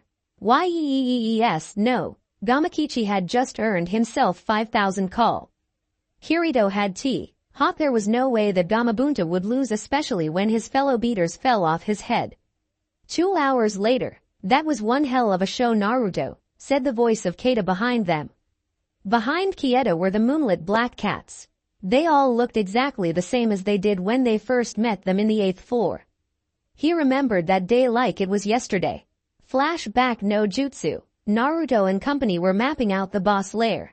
They were trying to at least find the boss lair by tomorrow and beat it with a raid by the end of the week. All of a sudden a yell was heard. Someone help, please. Roar. They ran and ran and ran some more. When they finally stopped fighting the random mobs that were hindering their progress, they were met with the sight of 6 people fighting the boss of level 8 inside a room with the door open. They were getting destroyed. Everyone had below orange health, and if the beaters hadn't come earlier they were definitely going to die. Without a second thought, Naruto ran into the hexagon-shaped room. It was then that he really saw the boss for the first time. It was large red beast with 4 arms. Its head wasn't humanoid, it was like Psalm. Ewan poured cake batter onto the head and added eyes, a mouth, and a nose. Naruto quickly unsheathed his blade and blocked 2 swords that were both attacking him. The 6 players pushed out of the room by Asuna while Kirito helped Naruto. Slicing blade. Kirito yelled as he cut off one of the monster's arms. Naruto copied him by attacking at the monster's arms. Slicing wind blade. It was exactly Lee Kirito's slicing blade attack, with the only difference being that Naruto would channel chakra into his sword when he used the attack. It easily cut through 2 arms, leaving one that was on the left. The beast was at half-life on its 3rd and final bar. It backed away from the 2 people who apparently liked cutting off arms. Naruto and Kirito both charged up a final attack but were both beaten in the speed aspect. Giga Impact. Asuna yelled from behind them as she quickly finished off the boss with a powerful jab to his heart. Good job, Asuna, Naruto said, causing her to blush from the praise. The trio of friends walked over to the now healed group of 6. What happened, guys? You could have died. We were trying to beat the boss so we could have a part freeing everyone from this aim, said the apparent leader of the group. Word from the wise, don't fight a battle that you think would be too much for you. Flashback no jutsu, Kai. Yup, that was a nice fight. The fight and the fact that they made some good friends that day were his favorite things about that floor. Now in floor 20 people were either giving up and living in peace on whatever floor they choose, or they are getting stronger and fighting. This caused the numbers of deaths to lower and lower every day more and more. Were you guys stalking us? The blonde asked with raised eyebrow. The group had taken to following them ever since they deemed the beaters their eternal rivals, or at least that's what Kata said. And no, we just happened to see you and followed you. Anyways, that was awesome. 1 week and a half later, the players had finally found the boss room for the floor 20 boss, and everyone was getting ready while outside of the boss room. Just like every other boss room they had seen, the boss room was at the end of a long hallway that was full of numerous monstrous beasts. This floor seemed to have to do with the toads. Every monster they had fought on this floor was a toad. The only difference was that some were small, others were huge, and some were just strong or weaker than the others. Asuna had signed the toad summoning contract the morning after the meeting with the moonlit black cats. Kirito said that there were most likely more summons and he didn't want the toads because they weren't his animal. Naruto walked forward with Asuna and Kirito right behind him and with 2 other parties-filled strangers. He immediately recognized the room as the room where the great toad sage Gamamaru once sat. Now instead of an old toad sat the orange-masked man. He was the man who caused Naruto's life to turn to shit.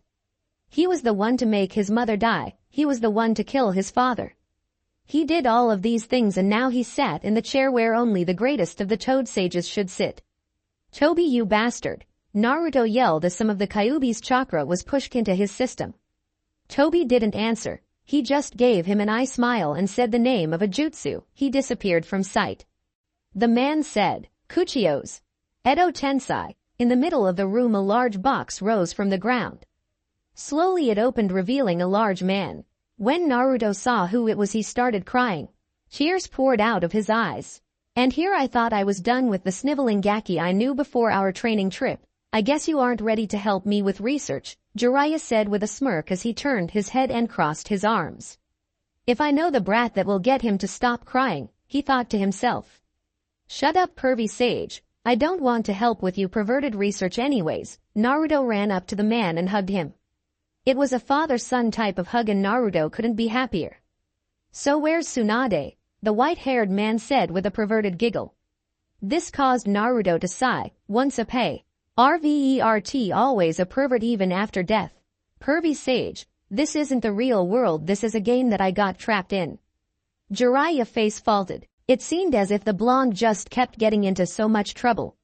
Everyone who was a part of the raid just stared at the apparent master and student.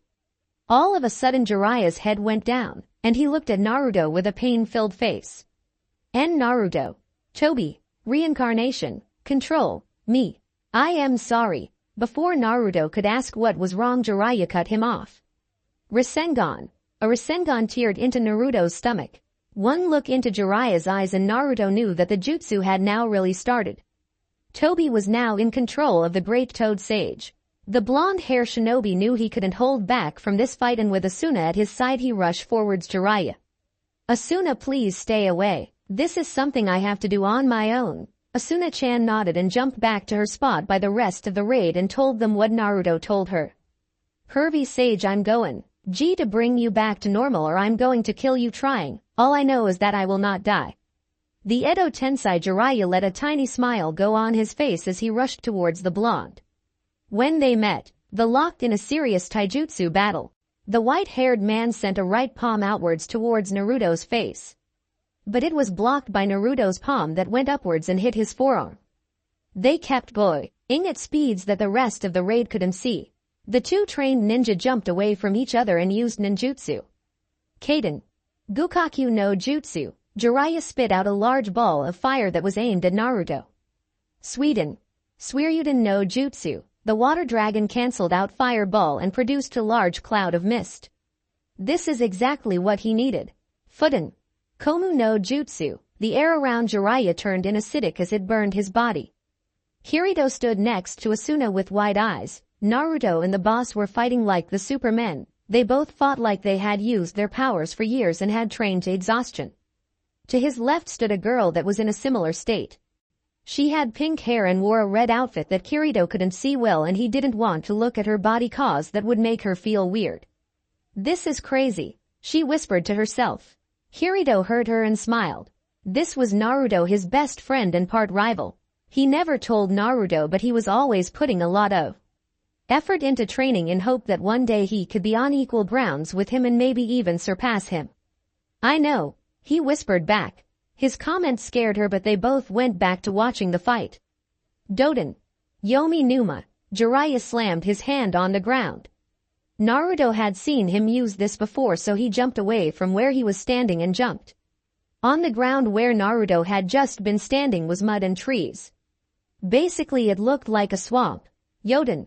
Yogen Numa. Naruto yelled and slammed his own palm onto the ground. Just like Jiraiya's. Doden. Yomi Numa. There was a small pond of lava that engulfed the Sinon. A screen popped up in front of Naruto and he let out a small smile. He didn't read all of it, but he did read the first one, just before he closed it. You got the last attack bonuses. Ling Oil Forehead Protector. Ling Step 1 Rasengan. Ling Sage's Essence. Ling Edo Tensai. Asuna ran up to Naruto and congratulated him. Everyone was cheering for Naruto, and those who did know his name were cheering his name. Naruto-kun, that was amazing, but someone has to tell me how you knew the guy. He was my sensei in the real world. But wouldn't that make him a player? No, he died recently. He was just an NPC with his memory. What I don't know is how he was put in the game. While it wasn't the complete truth, it wasn't a lie. Jiraiya in this game wasn't the same man as he knew outside the game. He was a Jiraiya that was being controlled. Except that part before the blonde got a Rasengan to the gut. That was all him. Naruto opened his menu and went to his equipment and equipped the Oil F. Forehead protector that came from the toads. Just wearing it made him feel closer to his sensei, and it made him feel like he really could beat this stupid game. Yuki Residence Real World. In the Yuki Residence, Asuna's parents were thinking of who they could marry their daughter to. They wanted someone with a big future who would be able to support Asuna and her parents for the rest of their life if need be. Shozu and Kyuku started writing letters to be sent to multiple countries around Japan and in Japan. Whoever returned the letter with an answer first would be the lucky winner of their daughter's heart. And hopefully it would be a good man. To them that didn't really matter as long as he had money. The Konoha council room was in a mess. Konoha had just received a letter from a family under the surname of Yuki. They were looking for someone to wed their daughter to. The council was fighting for Naruto since most of them didn't want to force their own children to be married. So the next best choice would be Demon.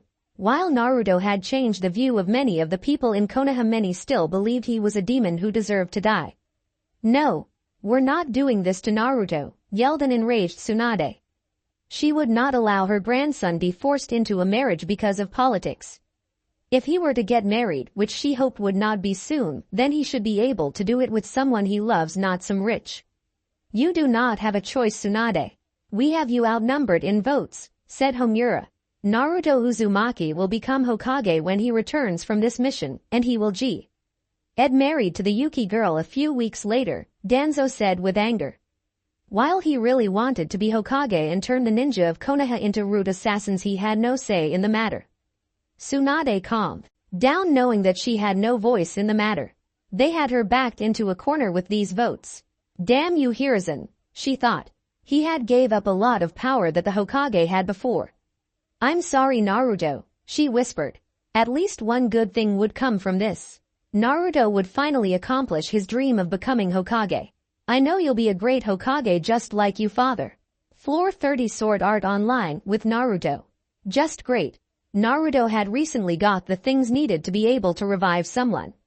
With Edo Tensai, he wanted to revive Jiraiya using the Toad's Essence that he got from floor 20. The only problem with that was the fact that now to actually use Edo Tensai, he needed 4 weapons from floors 33, 35, 38 and 40. Each weapon was guarded by a mini-boss. That's a lot of work, he thought with a sigh. But there was no going around it. He had to get his mentor and father figure back. Over the last 10 floors the blonde had earned his Rasengan back. Now he was working on mixing his element with it. Starting with Yoden. Yoden, why not whine to get the Rasenshuriken? Some may ask, but to him it made perfect sense, if all of his attacks from the real world were in E-game and he could unlock them, then what would be the point of working so hard when later he could get it again with no work at all and he'd be gaining a new powerful jutsu? Just the thought of it made him giddy. All over the land he was training on were huge puddles of lava. The blonde was trying to condense a small amount of lava and shape it into the shape of the Rasengan. Unfortunately, Hi's chakra wasn't keen on helping him shape it. The chakra just wasn't condensed enough. If it was too big, then the enemy could see it from a mile away. No, that's not what he wanted. He wanted something that would catch his opponent off guard but still big enough for it to make the opponent be like, oh shit. After all, if it's a tiny little ball, it wouldn't really seem like much, so why would anyone fear it? He was about to try to form another Yoden Rasengan when he was attacked from behind. To most it looked like his girlfriend hugging him. Asuna had recently been working on her strength stats so that she was physically stronger. The more physically stronger she was, then the stronger her sword skills should be, right? For him it felt like a Granny Tsunade hug. Unknown location, real life. In an unknown location, the Akatsuki are discussing their next plan to gather all of the Jinchuriki. In a circle, men of different heights wearing sandals and a black coat that had a red cloud that was outlined with a thick white lining. The meeting place for this group was a large cave similar to their last base, but also different because of the fact that the stone constructs were not there anymore. Obito-sama, the black and white Zetsu, attempted to start off the discussion but was immediately cut off by the leader of the Akatsuki. I'll stop you there, Zetsu, two-headed, black and white. I've told you time and time again, call me Madara Uchiha. Madara yelled in frustration. He was playing the part of Madara Uchiha. Whether the other members of the group thought he was fit for the name or not, he would make them call him by his name. Madara-sama. Pain-sama had fallen, and with him he has taken Konan. What do you plan to do? In 2 months' time we shall attack the Hidden Leaf Village. After it is destroyed, the 9 tails will also have been taken. After that we rest for a week and finally we conquer the village hidden in the clouds. Take a look. After a second passed a holograph. IC map popped up in the middle of all of the cloaked men. On the map, on a town near the Hidden Leaf Village, there was a red dot that signified the meeting place for this raid. In exactly 2 months, at 5 o'clock in the morning in Shinon, we will all be leaving to attack Konohagakure, and after that we will head for Kumogakure. The last 10 levels had gone by quick, and at this point people were just flying through the floors. It seemed like an eternity since he had been trapped in this hellhole or heaven, depending on how you looked at it. On one side he was trapped in a video game and had to do a ridiculous amount of work just so that he could escape from the 100 floors that is Aincrad. However, on the other side he was with a girl that he had come to love very much. They had started dating. He had also met a guy that loved like the brother he never had. Sure, there was Sasuke, but with Sasuke it wasn't mutual. He couldn't even save Sasuke, so he should think of him as a brother either way. With the 2 other beaters it was different. He promised himself that he would never let them die. He couldn't promise they wouldn't get hurt, but he could promise their lives. If he didn't let them get hurt, then in the end he would just be hurting them in the long run, cause they would never be able to protect themselves. Speaking of those 2, YAWWWN. Hey Naruto-kun, I think it's time to hit the hay, said the brother of the trio. All 3 of them had taken a break from their usual schedules and had relaxed the entire day with Kirito's pink-haired girlfriend Lisbeth. Just like Naruto with Una, the 2 had gone and become really close in the short time span that they had been together. The 4 had spent the day in Naruto and Asuna's cabin home in floor 22 that they had bought the day they got engaged, in-game of course. However, Naruto wanted to do it over in real life. Flashback no jutsu. Asuna Yuki Haim, will you make me the happiest man on earth and in the game by becoming Ms. Uzumaki? Asuna started tearing up and thought back to when they had first met. He had saved her and how he proposed to her on their second day of knowing each other, to which he was knocked out cold. It was things like this that made her love him more. He was so goofy in such a serious situation. But if it weren't for that goofy attitude, she would have been scared shitless at all times. It was that attitude that made her always feel safe. So the question he had asked was really a no-brainer. Yes, that night Naruto Uzumaki was given an award in the game for literally being the happiest man in the game. Come on, I want a nice big beautiful house, yelled Asuna as she rode atop Naruto's shoulders. It doesn't need to be big, does it? Naruto asked. Yes it does, it needs to be really big. Yeah or L. Say where are we gonna put our kids? Naruto teased. Asuna blushed hard at that. As a kid she had always wanted a child just like any other little girl would. She wanted Ani to play with and play dress up with her. Now that she was grown, she knew what it meant to have a child. She however mind having a child with Naruto, but still they weren't ready yet, were they? Sensing her thoughts he calmed her down. Don't worry Asuna, maybe we're not ready now but after we get out of the game we're gonna get married again, if you'll have me, he muttered the last part. This earned a slap to the top of his head from angered Yuki Uzumaki. You idiot, of course I would remarry you and no matter what we will find each other. Naruto didn't say anything, he just smiled. Roughly a half hour after the slap, the two Uzumakis found what they thought would be the perfect house for them. It was a medium-sized log cabin with everything you would expect to see in a house in real life. I guess that's why they call it a virtual reality. That same day the two went out for a walk in a forest that was supposedly haunted. There's where the young girl they would see as their daughter. She was a small blue-haired girl with a green dress on. Her name was Wendy, A.N. Yes, the one from Fairy Tail. I got it from another SAO fanfic. Flashback no jutsu, Kai. I think we should move the girls to bed, Kirito said, Naru. To simply nodded and got up with Asuna in his arms and Wendy in her arms. He said a quick goodnight to Kirito and Lisbeth, telling them to not go back to their apartment and to stay over for the night in the guest room. They agreed and thanked him and were on their way. When Naruto laid back in bed with the only other two Uzumakis in the game, Asuna opened her eyes. You know I love you, right? Asuna asked. Yeah, I know I love you just as much. He gave her a quick peck on the lips and with that they both went to sleep on their comfy bed. During the night Naruto felt a strange pulling sensation in his body as if he were being led into somewhere. The next morning, Asuna was really worried Naruto wasn't in bed when she woke up and he wasn't in the house. He wasn't even on her friends list. He wasn't on Kirito or Lisbeth-chan's friends list either.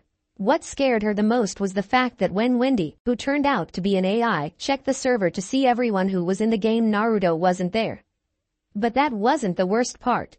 She got a message from Kayaba. Dear Mrs. Uzumaki, I have borrowed your dear husband for a while. He will be back soon, but for the meanwhile train hard enough to finish the game. This is the only way you'll see him again. When she got that short message from the creator she started crying and yelling and cursing Kayaba to 7th level of hell. That's when Kirito and Lisbeth rushed into to calm her down. Shish, I know honey, I know. Lisbeth sat on the floor with Asuna and hugged her. He took him from me. He took my Naruto-kun from me. I know. Don't worry. We are going to beat this game and get back to the real world. That's where you're going to see him again. Real world Naruto. What the fuck? Naruto said as he opened his eyes groggily. He looked around, and all he saw was a white room that looked like the hospital from Konohadaka, but he knew that was impossible. He was still on floor 22 with Wendy and Asuna, right? He weakly touched his side, but to his dismay there was only air. Before he could say anything, a gray-haired man stood before him. Naruto jumped out of bed and put a kunai to the man's throat. Who the fuck are you and where is Asuna-chan? He knew Wendy was an AI, so she should be fine. It's me, Kayaba, he stated as he flashed his Sharingan mark. Naruto put down his weapon once he knew that this man wasn't an enemy. He mental. Why thanked Kurama for taking care of his body and his chakra for healing and muscle he lost this whole time. If it wasn't for him he would be a weak and bone-like shell of his former self. Where is Asuna-chan? Asuna is fine, she is still in the game. We however are outside of the game. Toby has left me now that his subordinates are all dead. Even Kabuto and Orochimaru are both dead. The only survivors are Zetsu and Toby. He left for the Hidden Leaf just an hour ago. He said something about resurrecting someone named Madara. Naruto's eyes went wide at that. Get ready to put me back into the game when I get back. And get me a spot in the same room and hospital as Asuna. As soon as he finished talking he jumped out the window with his course set in his mind. The Hidden Leaf, he said with a look of determination. The battle with the Akatsuki had started a while ago, a day or two if he was correct, then again he could be wrong. After all, his body felt like complete shit after this whole time he's been fighting. The stress could have and most likely did go to his head. All around he could see his fallen comrades. Guy, Asuma, Kurenai and all of their students have fallen. On his right was the slug princess Tsunade Senju. The busty blonde Hokage had fought alongside him the entire fight, and just like him, it showed. She however wasn't the only help he had during this fight. After Kisame and Zetsu were put down, which was roughly around the halfway mark of the battle, his old student Sasuke returned from wherever it was that he had gone. At first it seemed as if he was on their side, as he had started attacking Itachi, but as soon as he killed Itachi he set his mind on slaughtering as many leaf shinobi as he could, even though he was incredibly weakened. Eventually he was finally put down by none other than Kakashi himself. "I'm sorry," Kakashi said as tears rolled down his face. Unfortunately he was a failure as a sensei. One of his students ended up to be a psychopath set on a fictional revenge plan. His other student wasn't as bad as his other one, but still had many flaws, like still being a fangirl, albeit not at the level she was before, but still. His other student was one of the few things he did right. But even for that he couldn't take credit, because for most of his growth he wasn't there. Know what Naruto is now is all due to Jiraiya. Now all that was left was to defeat the mastermind behind this all. Tobi, or better known as Madara Uchiha. That was going to prove to be a difficult task. Most of their forces were already down, and he and Tsunade were already as close to giving out without dying as possible. In one eye the man had a Mangekyo Sharingan, and in the other there was a Rinnegan. How he attained either of those eyes is something no one would know for quite a while. "Well, I lived a long life," said the last Hotake as he rushed towards the final Akatsuki member. "Tobi," he yelled as he pulled back his right arm in an attempt to finish this. "Right, B." Before Kakashi got close enough to attack, a black-coated figure beat him to it. 10 minutes before, Naruto pushed himself to run faster and faster until he was constantly going at speeds he had never reached before in the real world. This was however his speed from the Sword Art Online. Sometime down the line of training, his Sword Art Online speed surpassed the speed of his from the real world. That however wasn't important to him right now. He had to defeat the Akatsuki and then get back to Asuna-chan. Even though he knew that Asuna and Kirito could handle themselves, he didn't like being far from his chestnut-haired princess. All he had to do was beat Tobi and he could go back to the game, beat it, and get his 3 other friends. Hopefully he could create something akin to the Resurrection Jutsu Tobi had used to bring Jiraiya to life in the game and get Wendy into his life again after her got Asuna out of the game along with Lisbeth and Kirito. At this point he could see the walls of Konoha, but along with it he could already see the mass destruction that had been afflicted onto the village. Fires, stone walls, waterfalls, all of these elements being controlled by a few jutsu. Once he entered the village he immediately sensed the signatures of the few people that were still conscious in this whole thing. Tsunade, Kakashi, and signature of that masked man from the Land of Iron. Kakashi and Tsunade seemed close to death, so he decided that it was time to take control of the kept his speed up as he ran towards his newly found enemy. Right before Kakashi punched the masked man in the face, Naruto did it for him. Now, that one strike from Naruto sent Tobi soaring through the sky. That obviously wasn't enough to beat him, but it was a show of Naruto's strength alone. "Gaki?" Tsunade asked in surprise. "The one and only," Naruto said as he beamed. Apparently he had arrived just in time to save both his sensei and his mother figure. Then he felt a strong force of killing intent. "Where the fuck have you been this whole fucking year? Do you know how worried we were? Do you know how many nights I couldn't go to sleep thinking that you were in mortal peril?" This filled Kakashi with fear. He knew that there was nothing more dangerous than a mother worried about her child. Naruto, being the idiot he was, tried to use a joke to calm her down, and surprisingly it worked. "Sue, did you miss me?" he asked in a teasing voice. On the inside however he almost shit his pants. In response to the question she gave him a long hard hug.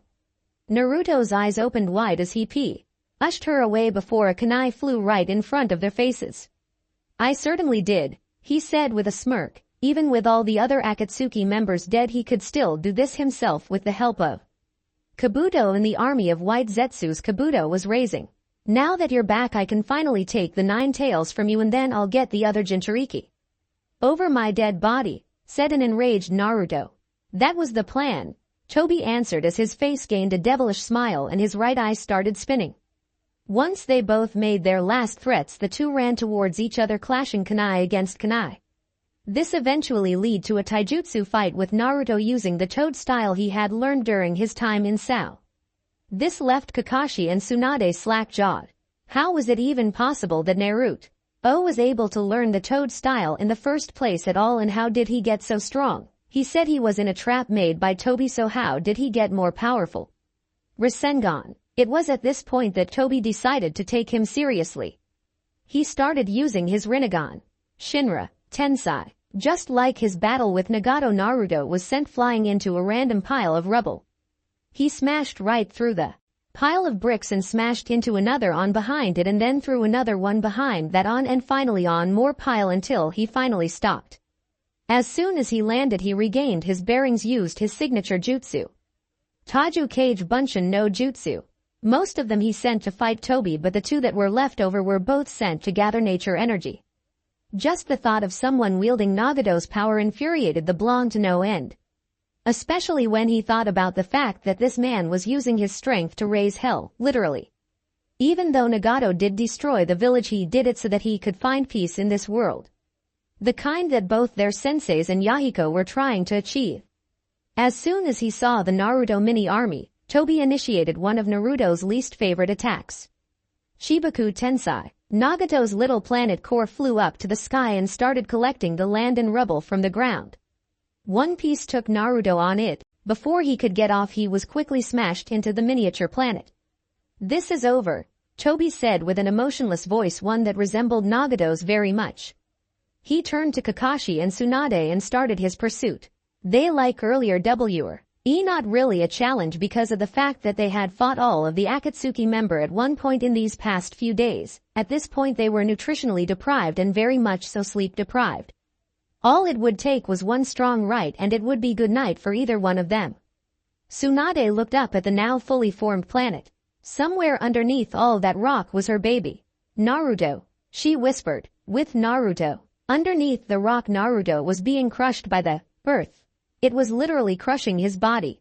He needed something that could help him, but he knew that the clones couldn't possibly be done gathering the energy to enter Sage mode yet.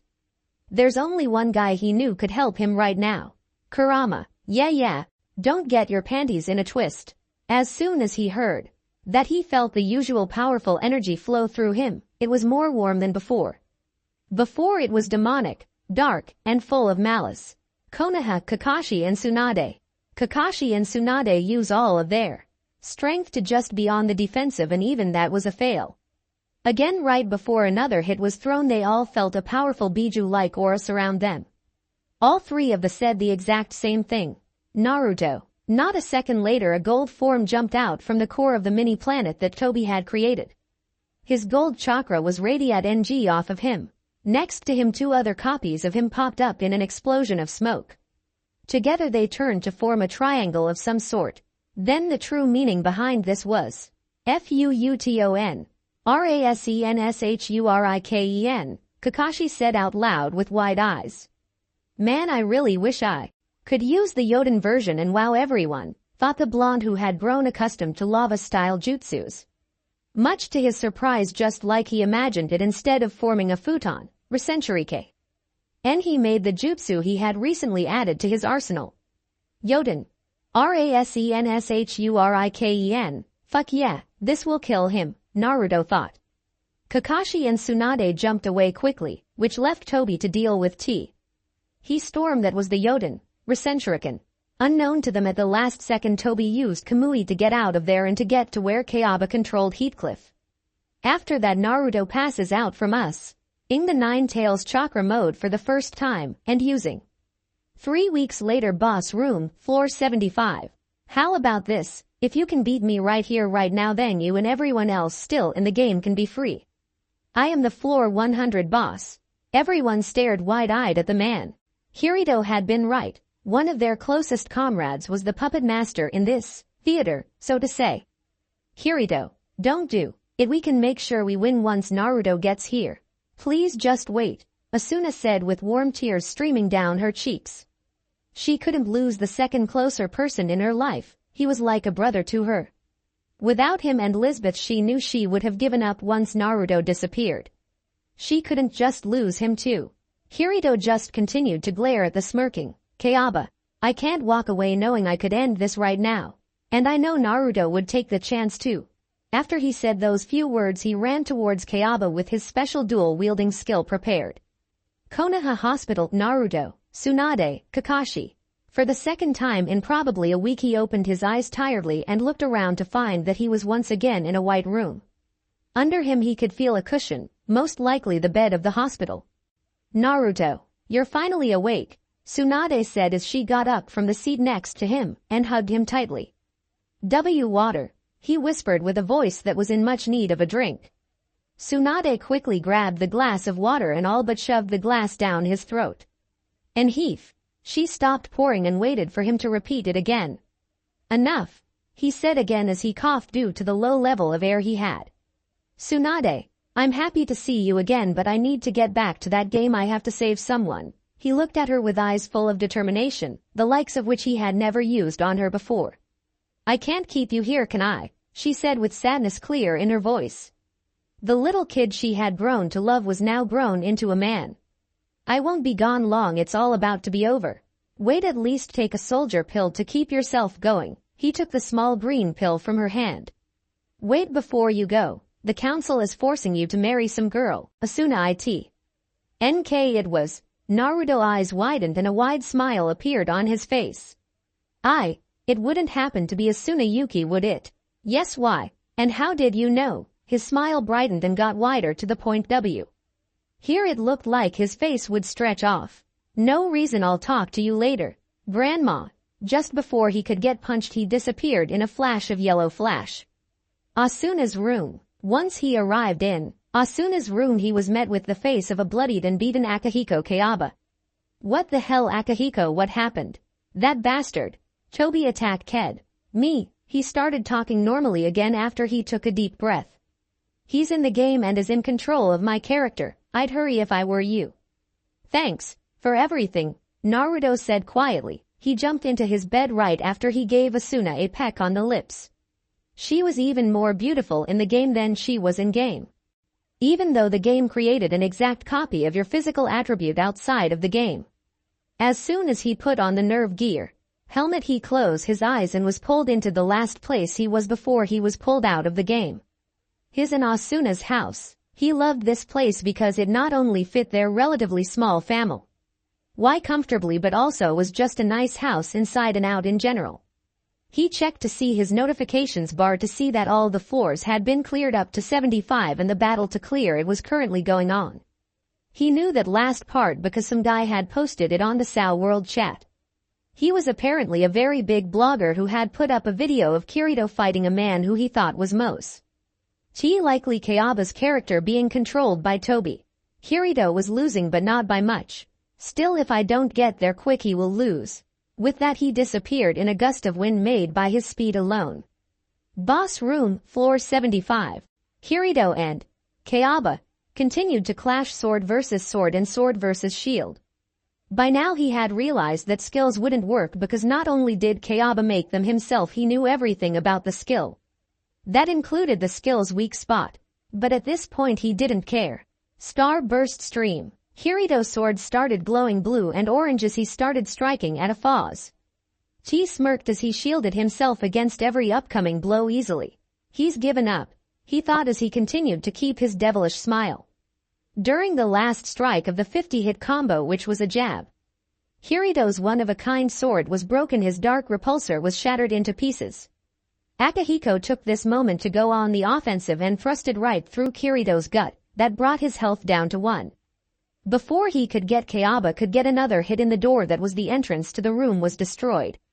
All the rubble that came from the door led to a large dust cloud to form. This cloud covered a figure that ran at Kayaba at immense speeds. Kayaba yelled a sage mode with a tiny bit of Kurama's chakra to mix in. He ran in with a golden sphere that resembled the Rasengan.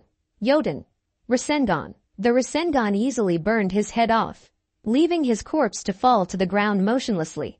As soon as that was over he ran to Asuna and embraced her. She didn't do anything as she was still surprised at what happened. I missed you so much, he said as he started tearing up. She soon joined him in his explosion of emotions. Where the heck were you this whole time? She yelled with fresh tears still rolling down her face. I got lost on the road of life, he said coolly. Punch to the face. 3 months later, Asuna's house. Once Asuna could walk again, Naruto had to leave her to do some stuff at his place. She was still oblivious to what Naruto's occupation was and why he was in perfect shape even after all this time. A week or so after he left, her parents decided to break her new marital news to her. What do you mean you set me up to get married with some guy my age? It means exactly what I said. You're going to marry this man and we're going to get a trade deal off of him and his village, said her father. Don't you understand? You should be happy you're basically being given the chance to live the rest of your life as a queen. Either way, you don't have a choice now. Go upstairs. And get ready, we're leaving in an hour to go to his village, said her mother. Asuna stomped upstairs to her room knowing that she couldn't do anything. 2 hours later, Asuna sat next to her father and across from her mother with tears flowing out of her eyes. There was no way to get out of this. She was going to be given away as a trade deal and there was nothing that was gonna save her this time. He last thing she said before she went to sleep to try to forget about all this was, Naruto, I love you. A little after waking up, Asuna's parents had decided to explain everything in depth. They did. Didn't know the man's name or what he looked like or anything about him for that matter. All they really knew was that the man was just named the ruler of the village and that he was near her age. He was 18. At least they didn't try to put her with someone that's like 30 or something. Either way, she had to find a way to get of here and get to Naruto. He would know what to do. There was no way that He was going to get married with someone that she, one, has no idea about, and 2, was not Naruto Uzumaki.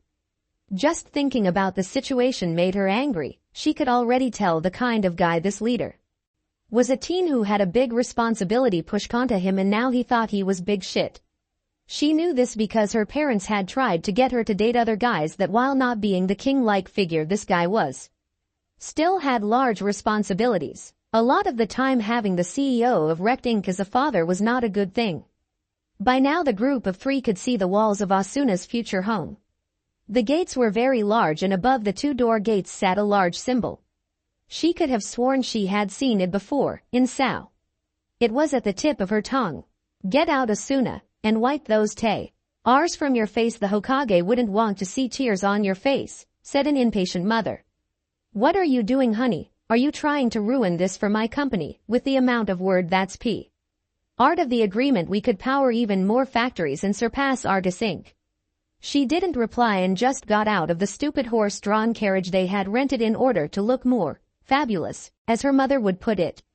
They had forced her to put on the most fancy clothing she could find. It just happened to be a kimono that used the colors from her usual outfit in Sao. Before anything else, Old B said, a blonde-haired woman in a green houri that was above a gray blouse that was held by a gray blue obi that matched her pants. For footwear, the woman wore open-toed black high-heel sandals. Both Asuna and her mother were slack-jawed when they saw Tsunade's chest, while Asuna's father started internally guessing her bust size. The Yuki family, I presume, said the women, after everyone finally came out of their stupor. Asuna's father finally said something. Yes, I am Yuki Shozu, the CEO of Rect. This is my wife Yuki Kyuko, and this is my daughter Yuki Asuna, he said the last RT with a half-assed tone and the part about his occupation very proudly. Nonetheless, the 3 bowed to the blonde woman. My name is Tsunade Senju, the heir to the Senju clan and the Slug Princess of He Sanin, said in response to what the man had said, and she too bowed. She turned around and smirked at her handiwork. Shozu had his eyes widened and his mouth agape. Going up the stairs to the Hokage's office. The road that led to the Hokage's office had shown off the more beautiful parts of the village. It seemed untouched from the destruction that is technology. Although there was some technology, for example television, phones and computers, there was nowhere near as much technology as they was wherever she lived, or where her parents lived, she thought with a frown. No, she definitely couldn't end it like this. She had to escape. As soon as this meeting with this Hokage was over, she would get away. Hokage office, Naruto an. I'm all giddy. Just like Asuna, it had been a troubling day for Naruto. He had to get everything ready for her to arrive. He also had to come up with a plan for when Asuna and her parents. The whole morning was him playing it through in his mind. Now he had what was a very simple plan but also would make Asuna and her family trust him. At that moment Tsunade walked in and smiled at him. Hokage-sama, the Yuki family is here for you. Let them in. He ate in the deepest and powerful voice he could muster. He was gonna try to keep this voice for the whole meeting. The council had already talked to the CEO of REKT about the deals and this was just about Asuna. All had gone well throughout the meeting. It was now time for them to leave, but before that were to happen he had to put in his plan. And Naruto shook hands as Asuna sat there angrily. She hadn't said a thing since the meeting had began and she just kept getting angrier as the two men acted so friendly towards each. Yuki family turned to leave, but right before they did, a masked man jumped through the window and attempted to attack Shozu. I'll kill the CEO, yelled the man. Naruto just happened to be ready and attacked the man. He punched him in the face and made him fall right out the window, where he disappeared and a puff of smoke replaced him. Naruto's Hokage hat that covered his identity miraculously fell off. No one hurts my close ones, Naruto said with a smile.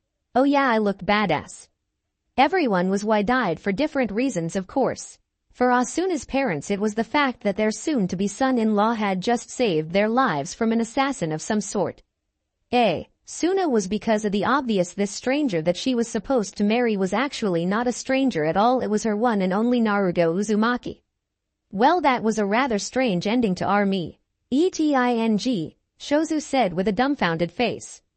They were interrupted once again before they were able to leave.